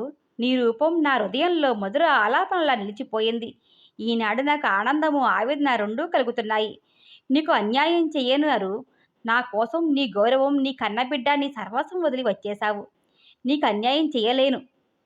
నేను బ్రతికి ఉండగా నీకు ఏ లోటు ఉండదు. ఆర్ద్రంగా ఆదరణ నిండి ఉన్న కంఠంతో అన్నాడు. అలా అంటున్నప్పుడు రాజారావు కళ్ళు చెమ్మగిల్లాయి. ఎంత కాదనుకున్నా అతని మాటల్లో ఏదో వెలితి కనిపిస్తూనే ఉంది. అరుంధతికి తలుపు తెరుచుకుంది. బంట్రోతు వచ్చాడు. శ్రీమతి వైకుంఠం వచ్చిందని చెప్పాడు. లోపలికి పంపించు అన్నాడు రాజారావు సిగరెట్ పొగ గట్టిగా వదులుతూ. ఖద్దరు దుస్తుల్లో ఉన్న ఓ స్త్రీ లోపలికి దొర్లింది. ఆమె లావుపాటి శరీరం, మొదక ఖద్దరు చీర కట్టుకొని ఇంకా లావుగా 3 సున్నాలు చుట్టినట్టుగా ఉంది. అరుంధతికి ఆమెను చూడగానే నవ్వొచ్చింది. ఆ స్త్రీ లోపలికి వస్తూనే సాలోచనంగా అరుంధతి వైపు చూసి అదోలా నవ్వింది. అరుంధతికి ఆమె నవ్వు అనిష్టంగా తోచింది. ముఖం చిట్లించుకుంది. కూర్చోండి అన్నాడు. రాజారావు మిగిలిపోయిన సిగరెట్ను యాస్ట్రే అంచుగా నొక్కి ట్రేలో పడేస్తూ, అయ్యా సెలవిప్పించండి అంది శ్రీమతి వైకుంఠం అనవసరంగా అతిగా పెరిగిపోయిన శరీరాన్ని కూర్చులో పడేస్తూ. ఆమె కూర్చులో కూర్చున్న తీరు చూస్తే రాజారావు కూడా నవ్వొచ్చింది. కాళ్ళు కింద ఆనటం లేదు. చూడండి, ఈ అమ్మాయి బాధ్యత మీకు అప్పగిస్తున్నాను. ఈమెను ఎలక్షన్ అయిపోయేదాకా మీ దగ్గరే ఉంచాలి. ఎలాంటి కష్టం కలగకూడదు. ఆమెకు అయ్యే ఖర్చు ఎంతైనా నేను భరిస్తాను. నేను అప్పుడప్పుడు వచ్చి చూసిపోతుంటాను. నాకు తెలియదా అన్నట్లు మిసెస్ వైకుంఠం అర్ధయుక్తంగా నవ్వింది. అది చూసి అరుంధతికి అసహ్యం వేసింది. రాజారావు కూడా చిరాకు వేసింది. ముఖం చిట్లించుకున్నాడు. శ్రీమతి వైకుంఠానికి చిరు చెమట్లు పట్టినంత పనయింది. ఆమెకు తను చేసిన అపరాధం ఏమిటో బోధపడలేదు. అలాగేనండి, అమ్మాయిని జాగ్రత్తగా చూసుకుంటాను అంది మిసెస్ వైకుంఠం. ఇలాంటి విషయాలు తనకు కొత్త కాదు. అలాంటి అద్భుతమైన తన నవ్వుకు మగవాళ్ళ నుంచి ఇంతకు ముందు ఉత్సాహాన్నే పొందింది. రాజారావు స్వభావం అంతేనేమోలే అని సరిపెట్టుకుంది. అరుంధతికి ఆమెతో వెళ్ళటానికి మస్కరించలేదు. రాజారావు కూడా ఏదో ఎప్పటిగానే ఉంది. మిసెస్ వైకుంఠాన్ని గురించి చాలా విషయాలు విన్నాడు. ఆ పరిస్థితిలో అంతకంటే తను చేయగలిగింది ఏమీ లేదు. చాలా పెద్ద కుటుంబం పిల్ల. అందరిలా చూసావు. అయ్యా ఎంత మాట అంది శ్రీమతి వైకుంఠం. అరుంధతికి వాళ్ళ చివరి మంటల్లో ఏదో గూఢార్థం ఉన్నట్లు అనిపించింది. అరుంధతి శ్రీమతి వైకుంఠంతో వెళుతుంటే తను కూడా కారుకు వచ్చి సాగనంపాడు రాజారావు. తన కోసం ఎంత సాహసం చేసింది. గాఢంగా నిట్టూర్చాడు. శ్రీమతి వైకుంఠం చాలా కాలం నుంచి సోషల్ సర్వీస్ చేస్తూ ఉంది. గుంటూరులో ఆమెను ఎరుగని వారు లేరు. ఎంత లేదన్నా ఆమె పేరు మీద బ్యాంకులో ఓ 10,000 డబ్బు నిలవ ఉంటుంది. ఆమె ప్రస్తుతం నివసిస్తున్న ఇల్లు ఈ మధ్య స్వయంగా కట్టించుకున్నదే. ఇల్లు మరీ పెద్దది కాకపోయినా చిన్నది మాత్రం కాదు. ఆధునిక పరికరాలతో చక్కగా కట్టించింది. ఖరీదైన ఫర్నిచర్తో ఇల్లంతా అలంకరించింది. హాల్లోకి ప్రవేశిస్తున్న నిలువెత్తు వెంకటేశ్వర స్వామి పటం ఆహ్వానిస్తుంది. ఆ హాలు గోడల నిండా దేశ నాయకుల ఫోటోలున్నాయి. 80 సెంటు ఫోటో కూడా ఉంది. అంత మంచి ఇల్లు ఆమె బీద సాధువులు ఉండే బస్తీలోనే కట్టించుకుంది. అక్కడ ఉంటేనే తను బీదవాళ్ల దగ్గర ఉండి సేవ చేయడానికి అవకాశం ఎక్కువ లభిస్తుందని చెబుతూ ఉంటుంది. ఆమె ఆ ఊళ్ళో వాళ్లకు తలలో నాలుకలా ఉంటుంది. ఆమె విషయాలు కొందరికి నచ్చవు. కానీ ఆ మాత్రం సర్వీస్ చేసేవాళ్ళు ఏరి అనుకుంటూ సరిపెట్టుకుంటారు. ఊళ్ళో ఎవరికి ఏ కష్టం వచ్చినా శ్రీమతి వైకుంఠం అందరికంటే ముందు వచ్చి వాలిపోతుంది. అధికార పార్టీ వారి రాజకీయ సభలు ఆ ఊళ్ళో ఆమె చేతి మీదుగా జరగాల్సిందే. ఆమె నిష్కామకర్మ చేస్తున్నట్లు కనిపించాలని చాలా ప్రయత్నిస్తుంది. కానీ ఆమెకు ఉన్నది ఒకటే కోరిక. అది చాలా చిన్న కోరిక. అది ఎమ్మెల్సీ కావాలనే కోరిక. ఆమెకు తను ఏనాటికైనా ఎమ్మెల్సీ అవ్వగలనే నమ్మకం ఉంది. ఊరు పేలు లేని వాళ్ళంతా ఎమ్మెల్సీలు అవుతుంటే తను కావడానికే. కాకపోతే ఇంకా రాజకీయ నాయకులకు జ్ఞానోదయం కలగలేదు. నిజమైన సోషల్ వర్కర్స్ ఇంకా గుర్తింపుకు రావడం లేదు. కానీ ఒకనాడు గుర్తించక తప్పదు. శ్రీమతి వైకుంఠం ఆలోచిస్తూ ఉండేది. మిస్టర్ వైకుంఠం ఏమయ్యాడో ఎలా ఉంటాడో చాలామందికి తెలియదు. అరుంధతికి శ్రీమతి వైకుంఠం ఇల్లు చూసి ఆశ్చర్యం వేసింది. ఆమె ఎంత నిడారంబరంగా ఉన్నట్లు కనిపించిందో. ఆ ఇల్లు అంత ఆడంబరంగా ఉంది. అక్కడ దాదాపు తన ఈడుపి ఆడపిల్లలు ఉండడం చూసి అరుంధతికి సంతోషం కలిగింది. శ్రీమతి వైకుంఠం ఆ అమ్మాయిల్ని అరుంధతికి పరిచయం చేసింది. చూడగానే వాళ్ళ ముగ్గురు ఆమె కూతురు అనుకుంది. ఒకరికి మరొకరికి ఎక్కడా పోలికలు లేవు. శ్రీమతి వైకుంఠం వారితో మాట్లాడే విధం చూస్తే వెంటనే తెలిసిపోయింది వాళ్ళు ఆమె కూతుళ్ళ కాదని. బంధువులేమో అనుకుంది. ఆ రాత్రి అరుంధతి ఎవరితోనూ మాట్లాడలేదు. తెల్లవారి లేచేసరికి ఆ ముగ్గురు అమ్మాయిలు పనుల్లో మునిగిపోయి ఉన్నారు. అరుంధతి లేచి పళ్ళు తోముకుని వచ్చింది. అందరికంటే చిన్న అమ్మాయి కాఫీ తెచ్చి ఇచ్చింది. శ్రీమతి వైకుంఠం ఎక్కడా? అరుంధతి కాఫీ గ్లాస్ అందుకుంటూ అడిగింది. ఆవిడ ఎప్పుడో వెళ్ళిపోయింది. ఇవాళ సాయంకాలం బహిరంగ సభ జరుగుతుంది. ఏర్పాట్లు చూసుకోవడానికి వెళ్ళింది. రాజారావు అని చాలా చక్కగా మాట్లాడతారట అంది వసంత. శ్రీమతి వైకుంఠానికి నువ్వేమవుతావు అడిగింది అరుంధతి. నువ్వు ఏమవుతావు టపీమని జవాబిచ్చింది వసంత. వాళ్ళిద్దరూ అంది కుతూహలంగా. వాళ్ళు అదే అవుతారు. మరి మీరంతా ఇక్కడ ఎందుకుంటున్నారు? నువ్వెందుకుంటున్నావో అందుకే మేము ఉంటున్నావు. అరుంధతి దెబ్బ తగిలినట్టు ఉలిక్కిపడింది. అంటే నాలా అయి ఉండదు, దిక్కులేని వాళ్ళయి ఉంటారు. శ్రీమతి వైకుంఠం ఆశ్రయం ఇచ్చి ఉంటుంది. నిజంగా శ్రీమతి వైకుంఠం చాలా మంచిది. అనవసరంగా తనే ఆమె ఎడల అనిష్టం ఏర్పరచుకుంది. కొందరిని చూడగానే అర్థం చేసుకోలేము. మొత్తం మీద ఆవిడ నవ్వు చూస్తే తనకు కంపరం పుడుతుంది. నీ పేరేమిటి? అరుంధతి ఆదరగా అడిగింది. వసంత. నీ పేరేమిటి? అరుంధతి. ఎంత చక్కని పేరు, అందానికి తగిన పేరు అంది వసంత. శ్రీమతి వైకుంఠం చాలా మంచిదానిలా ఉంది. మనలాంటి వాళ్ళందరికీ ఆశ్రయం ఇస్తుంది అంది. అరుంధతి మాట మార్చి ఉద్దేశంతో, ఎవరి కోసం ఇస్తుంది? ఇందులో తన స్వార్థం ఉంది కనుకనే ఇస్తుంది విసురుగా అంది వసంత. స్వార్థమా? ఇందులో ఆమె స్వార్థం ఏముంది? వసంత చెప్పడం ఇష్టం లేనట్లు ముఖం పెట్టింది. కొన్ని రోజులు పోతే నీకు అర్థమవుతుందిలే అనేసింది. నీతో పాటు ఉన్న వాళ్ళిద్దరి పేర్లు? కమల పెద్దామె పేరు, సన్నగా నల్లగా ఉన్న అమ్మాయి పేరు సరోజ. వాళ్ళెక్కడా? సరోజ అంట్లు తోముతుంది, కమల ఇల్లు ఊడుస్తుంది. నేను కాఫీ పెట్టాను అంది వసంత. నాకు కూడా ఏదైనా పని చెప్పు, చేస్తాను అంది అరుంధతి. అందరూ పని చేస్తుంటే తను కూర్చోవడం అపరాధం అనిపించింది. శ్రీమతి వైకుంఠం మీ చేత పని చేయించవద్దని చెప్పింది అంది వసంత. ఆమె స్వరంలో ఈర్ష తొంగి చూసింది. పద, నీతో పాటు వంట పని చేస్తాను అంటూ వసంతతో వంటింట్లోకి వెళ్ళింది అరుంధతి. నలుగురు మధ్యాహ్నం భోజనాలు చేసి కూర్చున్నారు. వాళ్ళు చూసిన సినిమాల గురించి మాట్లాడుకుంటూ ఉంటే అరుంధతి ఆశగా వింటూ కూర్చుంది. శ్రీమతి వైకుంఠం సినిమాలు కూడా చూపిస్తుందా? అప్పుడప్పుడు చూపిస్తూ ఉంటుంది. ఆమెకు మనుషులను ఎలా ఉపయోగించుకోవాలో బాగా తెలుసు. అప్పుడప్పుడు హుషారు కలిగించడానికి మమ్మల్ని సినిమాలకు కూడా పంపిస్తుంది అంది కమల. అరుంధతికి కమల మాట అర్థం కాలేదు. వీళ్ళని సినిమాలకి పంపించడంలో కూడా ఆమెకు స్వార్థం ఉన్నట్లు మాట్లాడతారే? శ్రీమతి వైకుంఠం మీద జాలి వేసింది అరుంధతికి. మధ్యాహ్నం 1 గంట ఆ ప్రాంతంలో శ్రీమతి వైకుంఠం చెమటలు పోసుకుంటూ రొప్పుతూ వచ్చింది. వస్తూనే చేతిలో ఉన్న మల్లెపూలు పొట్లం కమల చేతికి ఇచ్చింది. కట్టి, అందరూ పెట్టుకోండి, మీటి దగ్గరికి మనం 4 గంటలకే వెళ్ళాలి, కాసేపు పడుకోండి అంది శ్రీమతి వైకుంఠం. ఎన్ని గంటలకు తయారు కావాలి? వసంత విసుగ్గా అడిగింది. 3:30 కల్లా తయారు కావండి. ఏమ్మా, అన్నం తిన్నావా? అరుంధతిని ఆప్యాయంగా అడిగింది శ్రీమతి వైకుంఠం. తిన్నానండి అంది అరుంధతి. కమల, సరోజ, వసంత వాళ్ళ గదిలోకి వెళ్లారు. అరుంధతి ఒక్కదానికి ప్రత్యేకంగా గది ఇవ్వబడింది. అరుంధతి మంచం మీద పడుకుని కళ్ళు మూసుకుంది. సాయంకాలం శ్రీమతి వైకుంఠం మీటింగ్కు తీసుకువెళ్తుంది. రాజారావు ప్రసంగిస్తాడు. శ్రీమతి వైకుంఠం దగ్గర ఉంటే కాస్త బయట ప్రపంచం కూడా చూడవచ్చు. అరుంధతి ఆదరాబాదరగా నిద్రలేచింది. 3 దాటింది. అందరూ తయారయ్యారేమో, తనే ఆలస్యమేమో అనుకుంటూ లేచి వచ్చింది అరుంధతి.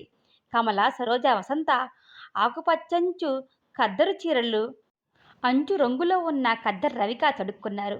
అందరూ ఒకే దుస్తులో తమాషాగా ఉన్నట్లు అనిపించింది. అరుంధతి ఆదరాబాదరగా తలదువ్వుకుని, ముఖం కడుక్కుని, బొట్టు కాటుగా పెట్టుకుని శ్రీమతి వైకుంఠం ముందుకు వచ్చి నిల్చుంది. తనకు కూడా ఆ డ్రెస్ ఇస్తుందని ఆశించింది. కమల అరుంధతికి మల్లెపూలు చెండు అందించింది. చూడమ్మా, నీకు ఒంటరిగా ఉండడానికి భయమేమోనని రంగమ్మను వచ్చి నీ దగ్గర పడుకోమని చెప్పాను. మేము రాత్రి వచ్చేటప్పటికి ఎంత సమయం అవుతుందో ఏమో, నువ్వు అన్నం తినేసి పడుకో అంది శ్రీమతి వైకుంఠం అరుంధతిని ఉద్దేశించి. అరుంధతి తెల్లముఖం వేసింది. తెప్పరించుకుని, మీటింగ్కి నేను వస్తాను అంది. మీటింగ్ 7 గంటలకుగానే ప్రారంభించారు అంది శ్రీమతి వైకుంఠం. మరి వీళ్ళంతా ఇప్పుడే వస్తున్నారుగా అంది అరుంధతి.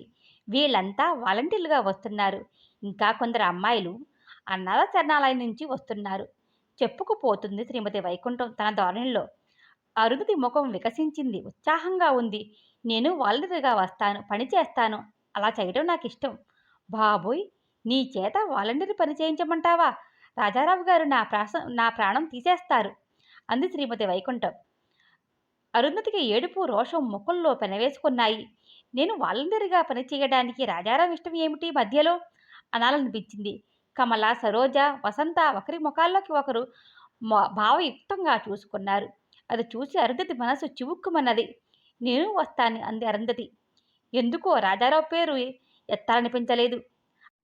ఆయన్ను అడగకుండా నేను నిన్ను ఎక్కడికి పంపించను అంది శ్రీమతి వైకుంఠం.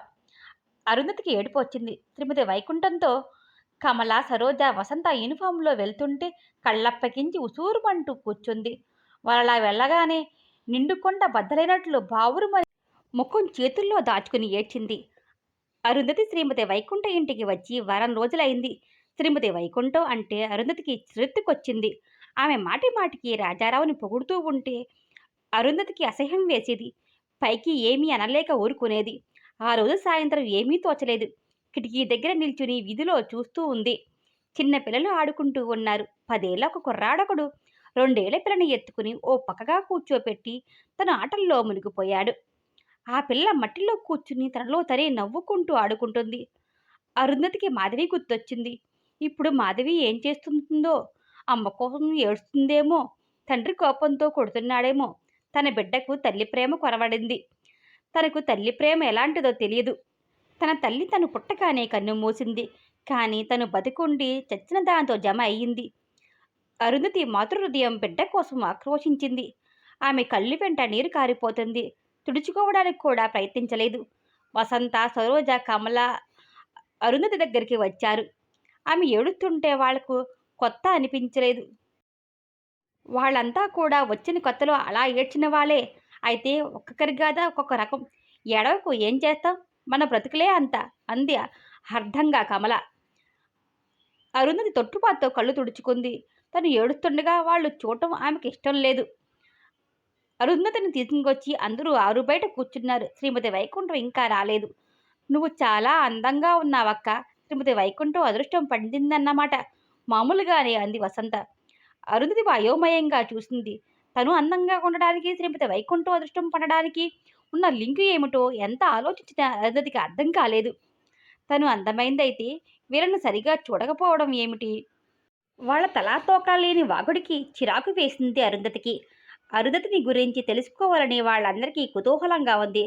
అసలు మీది ఏ ఊరు అరుంధతి? పెళ్ళయిందా? ఇక్కడికి ఎలా వచ్చావు? కమల, సరోజ ప్రశ్నల వర్షం కురిపించారు. అరుంధతి ముందు మీ గురించి చెప్పండి, తర్వాత నా గురించి చెప్తాను అంది నిదానంగా ఆలోచిస్తున్న ధోరణిలో. నేను చెప్పనా అంది వసంత ఉత్సాహంగా. వద్దులే, అక్కయ్య చెప్తుంది అంది సరోజ. చూస్తుండగానే కమల ముఖం మీద విషాద మేఘాలు వ్యాపించాయి. చిన్నగా మొదలుపెట్టి చెప్పసాగింది. మా నాన్న తాలూకా ఆఫీస్ గుమస్తా. మేము 6 ఆడపిల్లలం, ఒక మగపిల్లవాడు. అందరికంటే నేను పెద్దదాన్ని. పొట్టలు గడవడమే కష్టంగా ఉండేది. వయసుతో పాటు నాలో సహజమైన కోరికలు విజృంభించాయి. చదువు సంధ్యలు లేని నాకు మంచి చెడు ఆలోచించే ఇంగిత జ్ఞానం లేకపోయింది. పాల పొంగిలాంటి వయసు. మంచి బట్టలంటే నాకు ఇష్టం, నగలంటే వ్యామోహం, పువ్వులంటే ప్రాణం. కానీ ఇవేమీ నాకు లభించేవి కావు. సన్నగా పొడవుగా ప్యాంటు వేసుకుని సిగరెట్ తాగుతూ నడుస్తున్న యువకుని పక్కన మల్లెపూలు పెట్టుకుని కొత్త చీర కట్టుకుని సినిమాకు వెళ్ళాలనిపించేది. ఇలాగే చాలా చాలా అనిపించేవి. ఏ కోరిక తీరలేదు. అన్ని కోరికలు కల్పనా ప్రపంచంలోనే ఊహించుకుంటూ తృప్తిపడేదాన్ని. నా వెర్రుబాగులతనాన్ని అర్థం చేసుకున్న ఎదురుంటి శాస్త్రిగారి ఆ పెద్దబ్బాయి మూర్తి నాకు అరచేతిలో వైకుంఠాన్ని చూపించాడు. గుప్పెడు సంతానంతో ప్రాథమిక అవసరాలే తీరక బాధపడుతున్న నా తల్లిదండ్రులకు నా గురించి ఆలోచించే తీరిక లేదు. సహనం అంతకన్నా లేదు. ఒక రోజున తెల్లవారుజామున మూర్తితో బెంగళూరు పారిపోయాను. అక్కడ 15 రోజుల్లోనే అతను తెచ్చిన డబ్బంతా ఖర్చయిపోయింది. పెళ్లి చేసుకుందామని చెప్పాను. ఆ మాట ఎత్తినప్పుడల్లా చేసుకుందాం అనేవాడు చిరునవ్వుతో. ఆ చిరునవ్వు చాటున దాగి ఉన్న విషయాన్ని నేను తెలుసుకోలేకపోయాను. అంతా అమృతమే అనుకున్నాను. ఒకరోజు ఇప్పుడే వస్తానని బయటికి వెళ్ళిన మూర్తి తిరిగి రాలేదు. తెలియని ప్రదేశంలో, భాష కూడా అర్థం కాని ప్రాంతంలో ఒక హోటల్ గదిలో నేను ఒంటరిగా మిగిలిపోయాను. ఆ హోటల్ యజమాని దయతలిచి నాకు విజయవాడ టిక్కెట్ కొని బండి ఎక్కించాడు. నాన్న నన్ను ఇంట్లో కాలు పెట్టనివ్వలేదు. అమ్మ ఏడ్చింది, కానీ నాతో మాట్లాడలేదు. వాళ్ళ ద్వారా వీళ్ళ ద్వారా నానా అవస్థలు పడి శ్రీమతి వైకుంఠం దగ్గరికి వచ్చాను. నేను వచ్చేటప్పటికి 2 యువతులు ఆమె దగ్గర ఉన్నారు. వారిద్దరికీ నేను వచ్చాకనే వివాహాలు చేసి పంపించింది. శ్రీమతి వైకుంఠం పెళ్లిళ్ళు కూడా చేయిస్తుందా? విస్మయంగా అడిగింది అరుంధతి. శ్రీమతి వైకుంఠం అంటే గౌరవం లాంటి భావం ఏదో లీలగా కదిలింది అరుంధతి మనసులో. చేసుకునేవాళ్ళు దొరికితే చేస్తుంది. ఈ లోపల తన పనులు కూడా చేసుకుంటుంది అంది. వసంత విసురుగా. వసంతకు శ్రీమతి వైకుంఠం అంటే చాలా కోపమని మొదటి రోజు నుంచే గ్రహించింది అరుంధతి. కానీ శ్రీమతి వైకుంఠానికి ఆ ముగ్గురిలో వసంత అంటేనే ఇష్టం అని కూడా అర్థం చేసుకుంది. వసంత ప్రతిసారి తమ వల్ల శ్రీమతి వైకుంఠం ఏదో స్వార్థం సాధించుకున్నట్లు మాట్లాడుతుంది. ఆ స్వార్థం ఏమిటో అరుంధతికి అర్థం కాలేదు. మీటింగ్లో వాలంటీర్లుగా తిప్పడం వసంతకు ఇష్టం లేదేమో అనుకుంది. తను ఆ అవకాశం కోసం ఆరాటపడుతుంది. వసంతకు ఇష్టం లేదు. చాలా చిత్రం. సరోజ అరుంధతి సరోజ వైపు చూసింది. సరోజ మాట్లాడలేదు. ఆమె కళ్ళు చెమ్మగిలటం కనిపించింది. కమల సరోజ కథ చెప్పసాగింది. సరోజను భర్త వదిలేశాడు. ఆమె అందంగా లలిత. ఆ అమ్మాయికి తల్లిదండ్రులు లేరు. చిన్నతనంలోనే పోయారు. మేనమామల ఇంట్లో పెరిగింది. మేనమామ మంచివాడే కానీ అతని భార్య బ్రహ్మరాక్షసి. కాల్చుకు తినేది. భర్తని త్యజింపబడి మళ్ళీ మేనమామ ఇంటికి వెళ్ళలేక ఎవరి ద్వారానో శ్రీమతి వైకుంఠం దగ్గర చేరింది. సరోజ కాస్త చదువుకున్నదే. ఏదో గవర్నమెంట్ హోంలో చేర్పిస్తాను అంటూ 2 సంవత్సరాలు గడిపింది. ఇక చేర్పిస్తుందనుకుంటాను అంది కమల. సరోజ విషయం వింటూ అరుంధతి కళ్ళనీళ్లు పెట్టుకుంది. ఇప్పుడు ఇక నువ్వు చెప్పొచ్చుగా. చాలా అందమైన దానివి కూడా. శ్రీమతి వైకుంఠం తన దగ్గర ఎప్పుడూ 3 కంటే ఎక్కువ మందిని పెట్టుకోదు అంది వసంత. శ్రీమతి వైకుంఠం నిజంగా మన లాంటి వాళ్ళ పాలిట దేవత. తను మన లాంటి వాళ్లను ఎప్పుడైనా స్వార్థానికి ఉపయోగించుకున్నా అందరికీ చివరికి ఏదో మార్గం చూపిస్తూనే ఉంది. ఈ మాత్రం పతితుల్ని అనాథల్ని చేర్చి ఆదరించేవారు ఎంతమంది ఉన్నారు అంది కమల. వసంత అరుంధతి కుతూహలంగా అడిగింది. వసంతను ఎవరో కాని ఆసుపత్రిలో వదిలేసిపోయారు. ఆ ఆసుపత్రి నర్సు ఒక ఆమె వసంతను పెంచి పెద్దదాన్ని చేసింది. వసంత హైస్కూల్లో 9 వరకు చదువుకుంది. నర్సు ఆమెకు పెళ్లి ప్రయత్నాలు చేస్తుండగా అకస్మాత్తుగా గుండె ఆగి చనిపోయింది. వసంత ఎక్కడికి పోవాలో ఏం చెయ్యాలో తెలియని నిస్సహాయ స్థితిలో పడిపోయింది. వయసు 15 సంవత్సరాలున్నా లోకం పోకడ తెలియకుండా పెంచిన తల్లి నీడలో గడిచిపోయింది కాలం. ఆమె పోవడంతో ప్రపంచమంతా చీకటి అయ్యింది. అలాంటి నిస్సహాయ స్థితిలో ఉండగా శ్రీమతి వైకుంఠం వసంతను ఆదుకొన్నారు అంది కమల. అందుకే ఆమెకు వసంత అంటే ఎక్కువ ఇష్టం. అవును, ఎక్కువ ఇష్టమే. కారణం నీకు తెలుసు తీవ్రంగా అంది వసంత. వసంత కంటే తను చాలా పెద్దది కాకపోయినా అరుంధతి హృదయంలో వసంత అంటే వాత్సల్యభావం ఏర్పడింది. గుండెలకు హత్తుకుని తల నెమరాలనిపించింది. అవును వసంత, నువ్వు ఇక్కడికి వచ్చి ఎంతకాలమైంది ఆప్యాయంగా అడిగింది అరుంధతి. 3 ఏళ్ళయింది. నువ్వంటే శ్రీమతి వైకుంఠానికి చాలా ఇష్టం అనుకుంటాను. రాత్రి సినిమాకు తీసుకువెళ్ళినట్లుంది. బాగా పొద్దుపోయి వచ్చావు కదూ. అరుంధతి అమాయకత్వానికి ముగ్గురు ఒకరి మొహం ఒకరు చూసుకున్నారు. వసంత గాఢంగా నిట్టూర్చింది. ఏ సినిమాకి వెళ్ళావు? వాళ్ళ భావాలేమీ అర్థం చేసుకోలేని అరుంధతి మళ్ళీ ప్రశ్నించింది అమాయకంగా. నీకు ఇంకా ఈ ప్రపంచం తీరు తెలిసినట్లు లేదు. ఈ మురుకులోకి కాలు ఇంకా జారినట్లు లేదు. కొంత తెలుసుకోవడం అవసరమే. రాత్రి వసంత సినిమాకు వెళ్ళలేదు. ట్రావెల్స్ బంగ్లాకు వెళ్ళింది అంది కమల బాధగా. ఎందుకు? అక్కడ మీటింగ్ జరిగిందా? అరుంధతి మామూలుగానే ప్రశ్నించింది. రాత్రి బంగ్లాకు ఒక మంత్రిగారు వచ్చారు. అర్ధయుక్తంగా ఆగిపోయింది సరోజ. వస్తే? అరుంధతి ప్రశ్న విని వసంత నెత్తి బాదుకుంది. మంత్రిగారి గౌరవార్థం డిన్నర్ జరిగింది. ఏర్పాట్లనే చేసింది శ్రీమతి వైకుంఠం గారు. ఆమెకు సహాయంగా వసంత అహర్నిశలు పనుల ఒత్తిడితో సతమతమైపోయే మంత్రులకు కూడా కొంత వినోదము ఆహ్లాదము కావాలి కదా అంది కమల. అరుంధతికి వెంటనే అర్థం కాలేదు. అర్థమయ్యాక మతిపోయినంత పని అయ్యింది. కళ్ళప్పగించి చూసింది. బయట ప్రపంచం ఎంత నీచంగా ఉందా ఆలోచిస్తూ కూర్చుంది అరుంధతి. ఏంటర్రా చుట్టూ కూర్చుని ఏదో దీర్ఘంగా ఆలోచిస్తున్నారు అంటూ మురిపెంగా అడిగింది శ్రీమతి వైకుంఠం. ఏం లేదు. అరుంధతి ఏదో చెబుతుంటేను కమల తొట్టుపాటుతో జవాబిచ్చింది. ఆవిడంటే వీళ్లకు ఎంత భయమో. భయపడక ఏం చేస్తారు? ఈ కాస్త ఆశ్రయం కూడా పోతే వాళ్ళ బతుకు బజారు పాలే కదా. చేతిలో ఉన్న మల్లెపూల పట్లం అరుంధతికి అందించబోయింది. అరుంధతి ముఖం చిట్లించుకుంది. అందుకోలేదు. శ్రీమతి వైకుంఠానికి ఒళ్ళు మండింది. కానీ రాజారావు మనిషి ఏమీ అనలేకపోయింది. కమలా, నువ్వు వెళ్ళి కాఫీ పెట్టు. టిఫిన్ ఏం చేస్తావు? ఇవాళకి ఉప్మా చేయలే అంది శ్రీమతి వైకుంఠం. తిండి బాగానే పెడుతుంది. పెద్దగా ఎవరిని ఏమీ అనదు. ఆప్యాయంగా చూస్తుంది. మొత్తానికి తెలివైన ఘటం అనుకుంది అరుంధతి. సరోజ, ఈ పూలు మాల కట్టి అరుంధతికి పెట్టు. ఇవాళ మీకెవరికీ తేలేదు అంది మల్లెపూల పట్లం సరోజకు అందిస్తూ. ఇవాళ నీకు కొత్త అనుభవమే దొరకబోతుంది అన్నట్లు చిరునవ్వుతో చూసింది సరోజ అరుంధతి ముఖంలోకి. అరుంధతికి ఏదోలా ఉంది. అరుంధతమ్మ చూడు, పెందల కాడే స్నానం చేసి మంచి చీర కట్టుకో. వసంత నీ పౌడర్ వగేరా అరుంధతికివ్వు అంది శ్రీమతి వైకుంఠం. అరుంధతికి ఏమీ అర్థం కావడం లేదు. కానీ వైకుంఠం మాటలు, వసంత సరోజ చిరునవ్వులు, అక్కడి వాతావరణం ఆమెకు ఊపిరి సలపడం లేదు. మేఘావృతమైన ఆకాశం గాలి స్తంభించిపోయింది. నలువైపులా మసక చీకట్లు కమ్ముకున్నాయి. ఒక్క ప్రాణి కూడా ఆ దరిదాపుల్లో లేదు. దెబ్బతిని కింద పడ్డ ఒకే ఒక పక్షి విలువలా కొట్టుకుంటుంది. రెక్కల్లోకి బలం కూడదీసుకుని ఎగరబోయి కింద పడి నిస్సహాయంగా ఆకాశం కేసి చూస్తుంది. అరుంధతి మానసిక పరిస్థితి ఆ పక్షిలాగానే ఉంది. అలా దిగులుపడి కూర్చుంటే ఎలాగమ్మా? చక్కగా ముస్తాబవు, ఆ పూలు పెట్టుకో. ఆయన ఏ వేళప్పుడు వస్తారో అంది శ్రీమతి వైకుంఠ.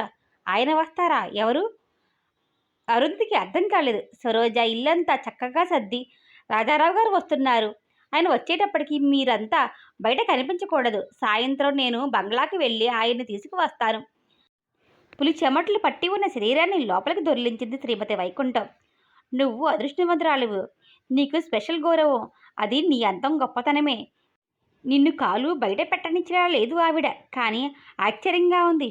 ఈ 3 సంవత్సరాలుగా ఇంటి దగ్గర ఇలాంటి ఏర్పాట్లు ఎప్పుడూ ఎవరి కోసం చేయలేదు. వసంత కంఠంలో అసూయ తొంగి చూసింది. అరుంధతికి వసంతను లాగి లెంపకాయ కొట్టాలనిపించింది. జుగుత్సాకరమైన విషయాలను ఎంత సాధారణంగా మాట్లాడుతున్నారో. జుగుచుతో అరుంధతి ప్రాణాలు దహించుకుపోతుంటే అసహ్యంతో శరీరం కాలిపోతుంది. ఆమె దిక్కును లేచి తన గదిలోకి వెళ్ళింది. వసంత తెల్లముఖం వేసి ఆమె వెళ్ళిన వైపే చూస్తూ కర్మ అంటూ నుదురు బాదుకుంది. అయోమయం మనిషి అనుకుంది. చా, ఎంత అసహ్యం, ఎంత అవమానకరమా! రాజారావు తనను ఇక్కడ ఉంచి ఎంత అవమానం చేస్తాడా? అరుంధతిలోని ప్రతి అణువు వెలుగెత్తి పిచ్చిగా అరవాలని ఉద్రేకపడుతుంది. హృదయంలో కసి ఇంతింతే కొండంతే అయి నిలిచింది. తనను అందరూ అవమానిస్తూనే ఉన్నారు. భర్త, రాజారావు, శ్రీమతి వైకుంఠం అందరూ అవమానిస్తున్నారు. ఆమెలో తలెత్తిన కక్ష ప్రతీకారం కోసం బుదలు కొడుతుంది. ఎవరి మీద కసి? సీతాపతి, రాజారావు, శ్రీమతి వైకుంఠం. బంగ్లాలో తినేసేలా అసహ్యంగా గుడ్లప్పకించి వెలికిలా చూసిన ఆ మగవాళ్ళు అందరి మీద కసిగానే ఉంది. అందరికంటే ఎక్కువ ఆమె మీద ఆమెకే కసిగా ఉంది. తన మీద కసి తీర్చుకుంటుంది. బుసలు కొడుతూ అశాంతిగా అటు ఇటు నిరుద్దేశంగా ఇల్లంతా కలియ తిరుగుతున్న అరుంధతికి శ్రీమతి వైకుంఠం నోరు తెరుచుకుని చూసింది. రాజారావు గారు 8 గంటలకు వస్తున్నారట. శ్రీమతి వైకుంఠం కౌరు పంపించింది అంది కమల అరుంధతిని పరీక్షగా చూస్తూ. అరుంధతి వాలకం చూస్తుంటే ముగ్గురిలో ఎవరికీ మాట్లాడే ధైర్యం కలగడం లేదు. సాయంత్రం అంతా అరుంధతిని ఎవరూ పలకరించే సాహసం చేయలేకపోయారు. కొత్తగా బొనులో పెట్టబడిన ఆడపులిలా తిరుగుతుంది అరుంధతి. కాస్త తలన్నా దువ్వుకో, ముఖం కడుక్కుని ఆ పూలు పెట్టుకో. అలాగే కూర్చుంటే శ్రీమతి వైకుంఠానికి కోపం వస్తుంది అంది కమల భయపడుతూ చిన్నగా. ఏమిటి మీ ఉద్దేశం? రాజారావు వస్తున్నాడని నేను పూలు పెట్టుకోవాలా? కొత్త చీర కట్టుకోవాలా? అలంకరించని అతని కోసం ఎదురు చూస్తూ కూర్చోవాలా? చీచిచి అంటూ దిక్కున అక్కడి నుంచి లేచిపోయింది. కమల గుడ్లప్పకించి చూస్తూ నిలబడిపోయింది. దాదాపు 8 గంటల ప్రాంతంలో వాకిట్లో కారు ఆగింది. కమల, సరోజ, వసంత తమ గదిలోకి పరిగెత్తికి వెళ్లారు. అరుంధతి మాత్రం మెల్ల ఇంట్లో బల్ల మీద అలాగే కూర్చుంది. సాయంకాలమే వసంత అరుంధతి గది సర్ది అలంకరించింది. అప్పటి నుంచి అరుంధతి ఆ గదిలో కూడా కాలు పెట్టలేదు. రాజారావుని తలుచుకున్నప్పుడల్లా అతని జుట్టు పీకాలని, ముఖం రక్కాలని, పిచ్చిగా తిట్టాలని అనిపిస్తుంది అరుంధతికి. ఇంట్లో అడుగుపెట్టిన శ్రీమతి వైకుంఠం అరుంధతి రూపం చూసి తెల్లబోయింది. తలన్నా దువ్వుకోలేదు. ఆమె వెనకే రాజారావు ప్రవేశించాడు. అరుంధతి అలాగే కూర్చుంది. అరుంధతిని చూసి రాజారావు గతుక్కుమన్నాడు. మూర్తీభవించిన కరుణలా కనిపించింది. ఆ గది నీ గదిలోకి తీసుకువెళ్ళి కూర్చోబెట్టమ్మా అంది శ్రీమతి వైకుంఠం ఏమనాలో తోచక. అరుంధతి ముఖం చూసిన రాజారావు ఆమె మానసిక స్థితి అర్థం చేసుకున్నాడు. శ్రీమతి వైకుంఠం అన్న మాటలు రాజారావుకు కూడా అదోలా అనిపించాయి. అక్కర్లేదు, ఒక కుర్చీ ఇక్కడే వేయండి అన్నాడు రాజారావు. శ్రీమతి వైకుంఠం లోపలికి వెళ్ళి కుర్చీ తెచ్చి వేసింది. వాళ్ళిద్దరి గొడవ అర్థం కాక తికమక పడింది. ఇలాంటి కేసులు తనకి ఎప్పుడూ తటస్థపడలేదు అనుకుంటూ లోపలికి వెళ్ళిపోయింది. రాజారావు కూర్చుని అరుంధతికి దగ్గరగా లాక్కొని కూర్చున్నాడు. అరు, బాగున్నావా? ఆ కంఠంలో ఆదరణ, ఆప్యాయత కంగుమన్నాయి. అరుంధతి ఈసడింపుగా చూసింది. మాట్లాడలేదు. చాలా రోజులకు వచ్చినందుకు కోపం వచ్చిందా? పనుల ఒత్తిడిలో? అసలు మీ ఉద్దేశం ఏమిటి? రాజారావు మాటల్ని మధ్యలోనే విరిచేస్తూ తీవ్రంగా ప్రశ్నించింది అరుంధతి. రాజారావు అదిరిపడ్డాడు. అయోమయంగా చూశాడు. నన్ను ఇక్కడ ఉంచి ఇలా రాత్రిళ్ళు నా కోసం వస్తారా? ఆవిడ ఆవిడేమో గదులన్నీ అలంకరిస్తుందా? మీ దృష్టిలో నేను వేసిన అని అయిపోయాననా? ఎడదీసి అడిగినట్లు అడిగింది. రాజారావు మతిపోయిన వాడిలా పిచ్చ చూపులు చూశాడు. నన్ను ఇలా అవమానిస్తారా? స్త్రీ అంటే మీ దృష్టిలో ఎంత తేలిక భావం ఉందని ఏనాడూ ఊహించలేదు. మీరు నేను గౌరవించిన రాజా కాదు, నేను ప్రేమించిన రాజా ఆదర్శమూర్తి. అతనికి ఆడవాళ్ళని ఎలా గౌరవించాలో తెలుసు. నువ్వు నువ్వు మాటలు పెగలలేదు. అరచేత్తో ముఖం కప్పుకుని వెక్కి వెక్కి ఏడ్చింది. రాజారావు కలలో మాట్లాడుతున్నట్లు చిన్నగా అన్నాడు. నన్ను అంత నీచునిగా అర్థం చేసుకున్నావా? స్త్రీ అంటే ఏనాడూ నాకు తృణీకార భావం లేదు. అందులో నిన్ను నేను చులకనగా చూస్తానా? అవమానిస్తానా? నా దృష్టిలో పురుషుడి కంటే స్త్రీకే చాలా ఉన్నతమైన స్థానం ఉంది. పురుషుడు సృష్టి అయితే స్త్రీ పరంపర. పురుషుడు ఆవేదన జనిత అగ్నిజ్వాల అయితే స్త్రీ ఆ జ్వాలను శాంతింపపరిచే పీయూషధార. స్త్రీని నేను చాలా గౌరవిస్తాను అరు. మిగతా విషయాల్లో నేను మారిపోయి ఉండవచ్చు. ఈ విషయంలో మాత్రం కాదు. నిన్ను నా కోసం నీ సర్వస్వాన్ని కాళదన్ని వచ్చిన నిన్ను నేను అవమానిస్తున్నానా? అవును, నిజమే కావచ్చు. లేకపోతే నువ్వింత దారుణ వ్యధకు ఎందుకు గురవుతావు? నేను నీచుణ్ణి అంటూ అతనికి తెలియకుండా గుప్పుడు మూసి చేతిని అరుంధతి కూర్చుని ఉన్న బల్లకు కొట్టుకోసాగాడు. అరుంధతి కళ్ళు తుడుచుకుంది. చటుక్కున అతని చెయ్యి పట్టుకుంది. ఏమిటిలా కొట్టుకుంటున్నారు? చెయ్యి చిట్లి రక్తం కూడా వస్తుంది అంది. గాబరాగా తను కొంగుతో రక్తాన్ని అద్దుతూ మెత్తని స్వరంతో. బాగా దెబ్బ తగిలినట్లు ఉంది అంది వాచి ఉన్న చేతిని నిమురుతూ. దెబ్బ, అది ఏనాడో తగిలింది అంటూ పేలవంగా నవ్వాడు రాజారావు. నాకు ఇక్కడ ఉండడం ఇష్టం లేదు. శ్రీమతి వైకుంఠ వ్యవహారం అదోలా ఎబ్బట్టుగా జుగుచాకరంగా ఉంది. అందుకే మిమ్మల్ని చాలా బాధ పెట్టాను అంది అరుంధతి జాలిగా. రాజారావు బాధపడటం చూసిన అరుంధతి అన్నీ మర్చిపోయింది. గత్యంతరం లేదు అరు, కొంతకాలం ఓపిక పట్టు అన్నాడు. అయితే నేను ఇక్కడ ఉండగా మీరు ఇలా చూడటానికి రాకూడదు ఖచ్చితంగా అన్నది సాలోచనంగా. అరుంధతి ముఖంలోకి చూశాడు. ఓ క్షణం మౌనంగా తల వంచుకుని కూర్చున్నాడు. ఈ విధంగా ఈ ఇంట్లో దొంగతనంగా కలుసుకోవడం నాకేమిటో అసహ్యాన్ని కలిగిస్తున్నది. నా శరీరం ప్రాణాలు అవమానంతో దహించుకుపోతున్నాయి అంది అరుంధతి. అలాగే అరు, నీకు ఇష్టం లేని పని, నిన్ను బాధించే పని ఏదీ నేను చెయ్యను. కావలసిన డబ్బు శ్రీమతి వైకుంఠానికి ఇస్తూ ఉంటాను. అప్పుడప్పుడు నీకు ఉత్తరాలు రాస్తూ ఉంటాను. ఎలక్షన్ ఇంకా 2 నెలలు కూడా నిండాలేవు అన్నాడు రాజారావు అరుంధతి చేతిలో ఉన్న తన చేతిని చూసుకుంటూ. అంతవరకు రాజారావు చెయ్య తన చేతిలో ఉన్నట్లు తెలియని అరుంధతి చటుక్కున చేతిని వదిలేసింది. రాజారావు అదలా నవ్వాడు. ఇది చాలా విచిత్రమైన స్వభావం అరు, నేను అర్థం చేసుకోగలనో లేదో అన్నాడు. ఆ మాటలు తనకు తనే చెప్పుకున్నట్లుగా ఉన్నాయి. ఇక మీరు వెళ్ళిపోండి. ఆ మాట అరుంధతి నోటి నుంచి వచ్చి రాకుండానే రాజారావు దిక్కున లేచి నిల్చున్నాడు. గబగబా బయటికి తల ఉంచుకుని వెళ్ళిపోయాడు. అలా వెళ్ళిపోతున్న రాజారావుని చూస్తూ నిట్టూర్చింది అరుంధతి. అతన్ని వెనక్కి పిలిచి లాలించాలని నవ్వించాలని అనిపించింది. కాల్లో కూర్చుని రాజారావు శ్రీమతి వైకుంఠం కోసం డ్రైవర్ని పంపించాడు. శ్రీమతి వైకుంఠం కారు దగ్గరికి వచ్చింది. వచ్చి 10 నిమిషాలైనా కూర్చోకుండా ఆయన వెళ్ళిపోతున్నందుకు విచారాన్ని వెలబుచ్చింది. రాజారావు ఆవిడ మాటల్ని వినిపించుకోనట్లు ఊరుకున్నాడు. ఆమెను జాగ్రత్తగా చూసుకోండి. నా గురించి మీరు ఆమె దగ్గర ఏమీ మాట్లాడకండి. డబ్బు పంపిస్తూ ఉంటాను. మీరు నాకు కనిపిస్తూనే ఉంటారుగా. మరో 2 నెలలు మాత్రమే మీకు ఈ కష్టం అన్నాడు రాజారావు భారంగా ఉన్న స్వరంతో. కష్టమేముందండి అంది శ్రీమతి వైకుంఠం అంతకంటే ఏమనాలో బోధపడక. కారు సాగిపోతూ ఉంటే చూస్తూ నిలబడిపోయింది. రాజారావు కూడా ఆమెకు అర్థం కాలేదు.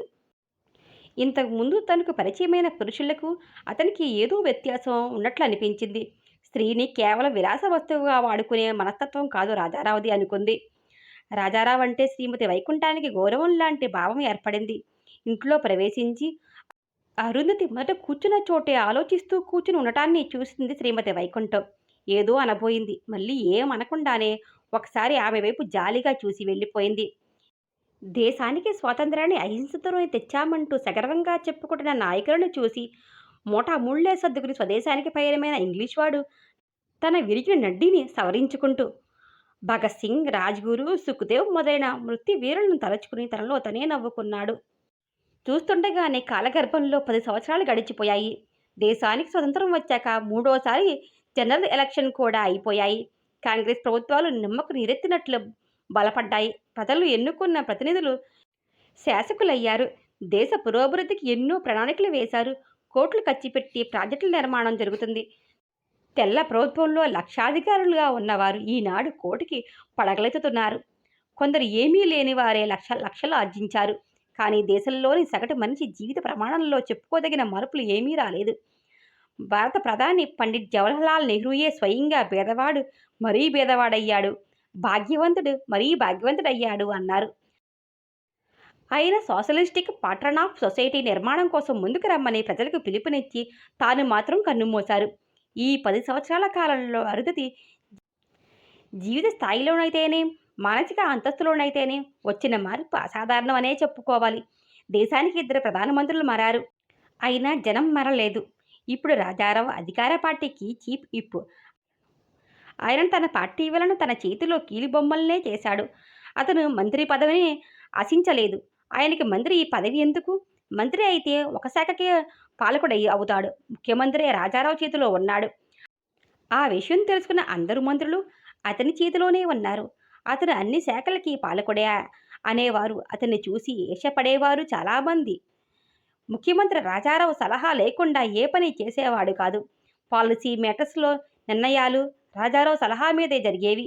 రాజారావు ఇలా ఉండగా అరుది ఎలా ఉంది అంటే, నగరం నడిరోడ్డున ఆకాశాన్ని నువ్వు నాకంటే ఎత్తు ఉన్నావు అంటూ ప్రశ్నిస్తుందా అనిపించే ఎత్తైన భవనం. ఆ భవనం ముందు శ్రద్ధగా చక్కగా మొఘల్ గార్డెన్ స్టైల్లో పెంచిన తోట.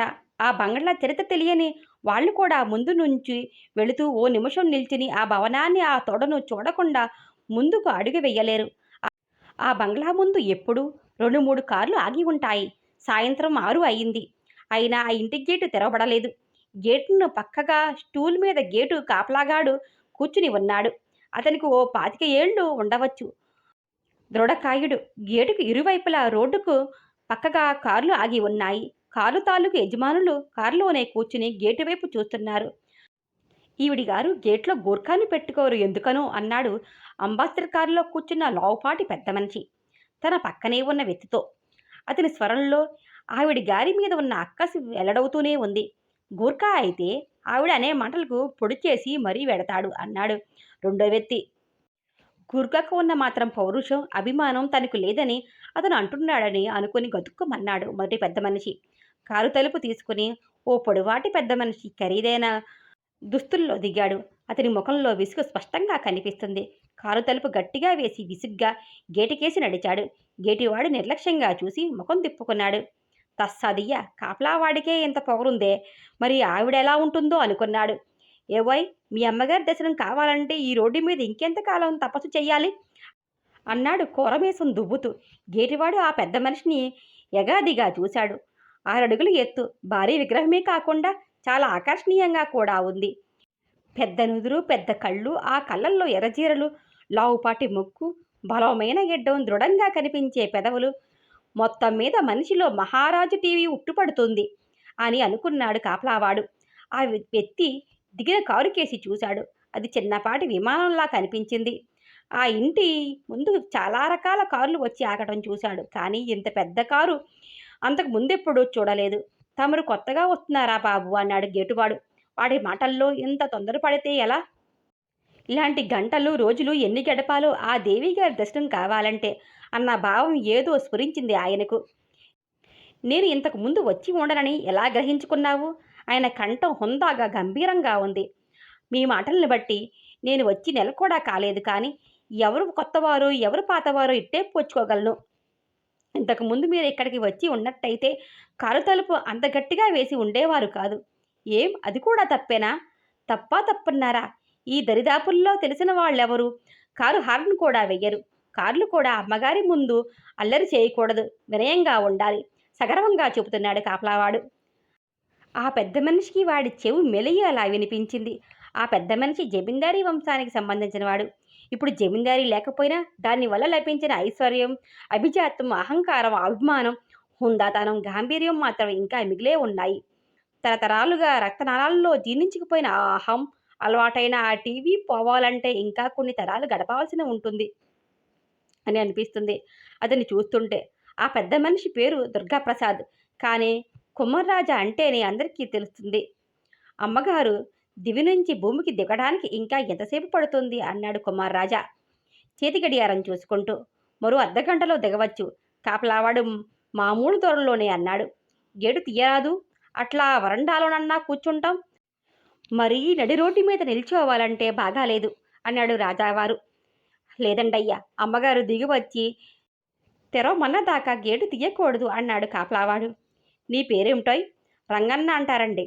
దుర్గాప్రసాద్ చాలాసేపటి నుండి గేటులో నిల్చోవడం చూసి ఒక్కొక్కరే కార్లు దిగి రావడం మొదలుపెట్టారు. ఆయన వెనక్కి వచ్చి లోపలికి వెళ్ళే ముందు ఛాన్స్ ఎక్కడ కొట్టేస్తాడని వాళ్ళ భయం. ఓ రాజాగారా, నమస్కారం అండయ్యా అన్నాడు కాంట్రాక్టర్ చెన్నయ్య. రాజావారు గతుక్కుమన్నారు. ఏది జరుగుతుందని ఎంతసేపు ఆయన భయపడ్డాడో అదే జరిగింది. ఇంత బతుకు బతికి ఈవిడ వాకిలి ముందు నిల్చోవడం ఎవరైనా తెలిసిన వాళ్ళు కళ్ళ పడుతుందేమో అని ఆయన భయం. ఈ వెధవాయి ఇక్కడ దాపరించాడే, వీడు లేని స్థలమే ఉండదు. మంగళగిరి పానకాల రాయుడులా వీడి డబ్బు దాహం ఎంతకు తీరేది కాదు. వీడితో పాటు తను ఆవిడ గారి ఇంటి ముందు నిల్చోవడమా? ఛ, ఎంత అభిమానం చంపుకోవాల్సి వచ్చింది. తిరిగి వెళ్ళిపోతే తన పని ఎప్పుడొచ్చినా ఇంతేగా. ఎప్పుడు ఎవరో ఒకరు కనిపించకపోరు. ఆ రాజాగాడేమో మొహం దాటేస్తున్నాడాయే. ఈ రాణిగారి రికమెండేషన్కు తిరుగులేదని అందరూ అంటున్నారు. ఈ బిటిదంతా ఇదా మన దేశం? నమస్కారం సార్. మూతిలో మూతి పెట్టి మళ్ళీ చిన్నయ్య అన్నాడు. వీడికి ఎంత ధైర్యం వచ్చింది? ఇద్దరం ఒకటేనన్నట్లు ప్రవర్తిస్తున్నాడు. ఏం చిన్నయ్య, కులాసాగా ఉన్నావా? ఈ మధ్య కాంట్రాక్టుల మీద బాగా సంపాదించవటగా అన్నాడు రాజావారు హోందాగా. ఏదోలండయ్యా, అంతా తమదయ్యా. చెన్నయ్య మామూలుగానే అన్న అందులో హేళన వినిపించింది రాజావారికి. తమరు కూడా ఇలా దయచేశారు. ఆమె గారు ఎప్పుడు కిందకి దిగి వస్తారో చెప్పలే. తమరు అలా నడి రోడ్డు మీద గేటు ఎదురుగా నిల్చొని ఉండడం బాగాలేదు. తమరు కారులో కూర్చోండి అన్నాడు చెన్నయ్య. నిజంగానే రాజావారికి పట్టిన దుర్గతి చింతిస్తూ. పర్వాలేదులే, నీకు కూడా ఈవిడి గారితో పడిందన్నమాట అన్నాడు కుమారరాజావారు సిగరెట్ ముట్టించుకుంటూ. నాకు పని పడడం ఏమిటి బాబు, అసలు నాలాంటి వాళ్ళకే ఈమెతో ఎక్కువ పనులుంటాయి అన్నాడు చెన్నయ్య అతి తెలివిగా నవ్వుతూ. రాజావారికి అతని వెకిలి నవ్వు చిరాకు వేసింది. నువ్వే పని మీద వచ్చావు అన్నాడు రాజావారు. నల్లమల అడవుల నుంచి శ్రీశైలానికి రోడ్డు వేయాలని గవర్నమెంట్ ఆలోచిస్తుందట అన్నాడు చెన్నయ్య. అని మాత్రమే అన్నారు రాజావారు గంభీరంగా. ఆ కాంట్రాక్టు ఏదో నేను తీసుకుందామని ఇన్ని గొడవలు పడుతున్నాను. ఈ కాంట్రాక్టులో ఎన్ని లక్షలు కొట్టొచ్చు ఏమిటి?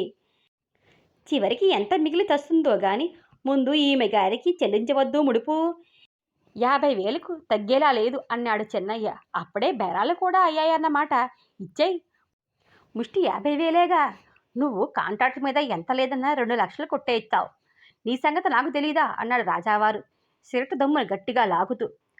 అంత ఎక్కడ వచ్చేస్తుందిలేండి. అసలు ఇంకా ఈమె గారు అందదే. అదిగో ఇదిగో అంటూ ఇంటి చుట్టూ కుక్కని తిప్పినట్లు తిప్పుతుందే నమ్మండి.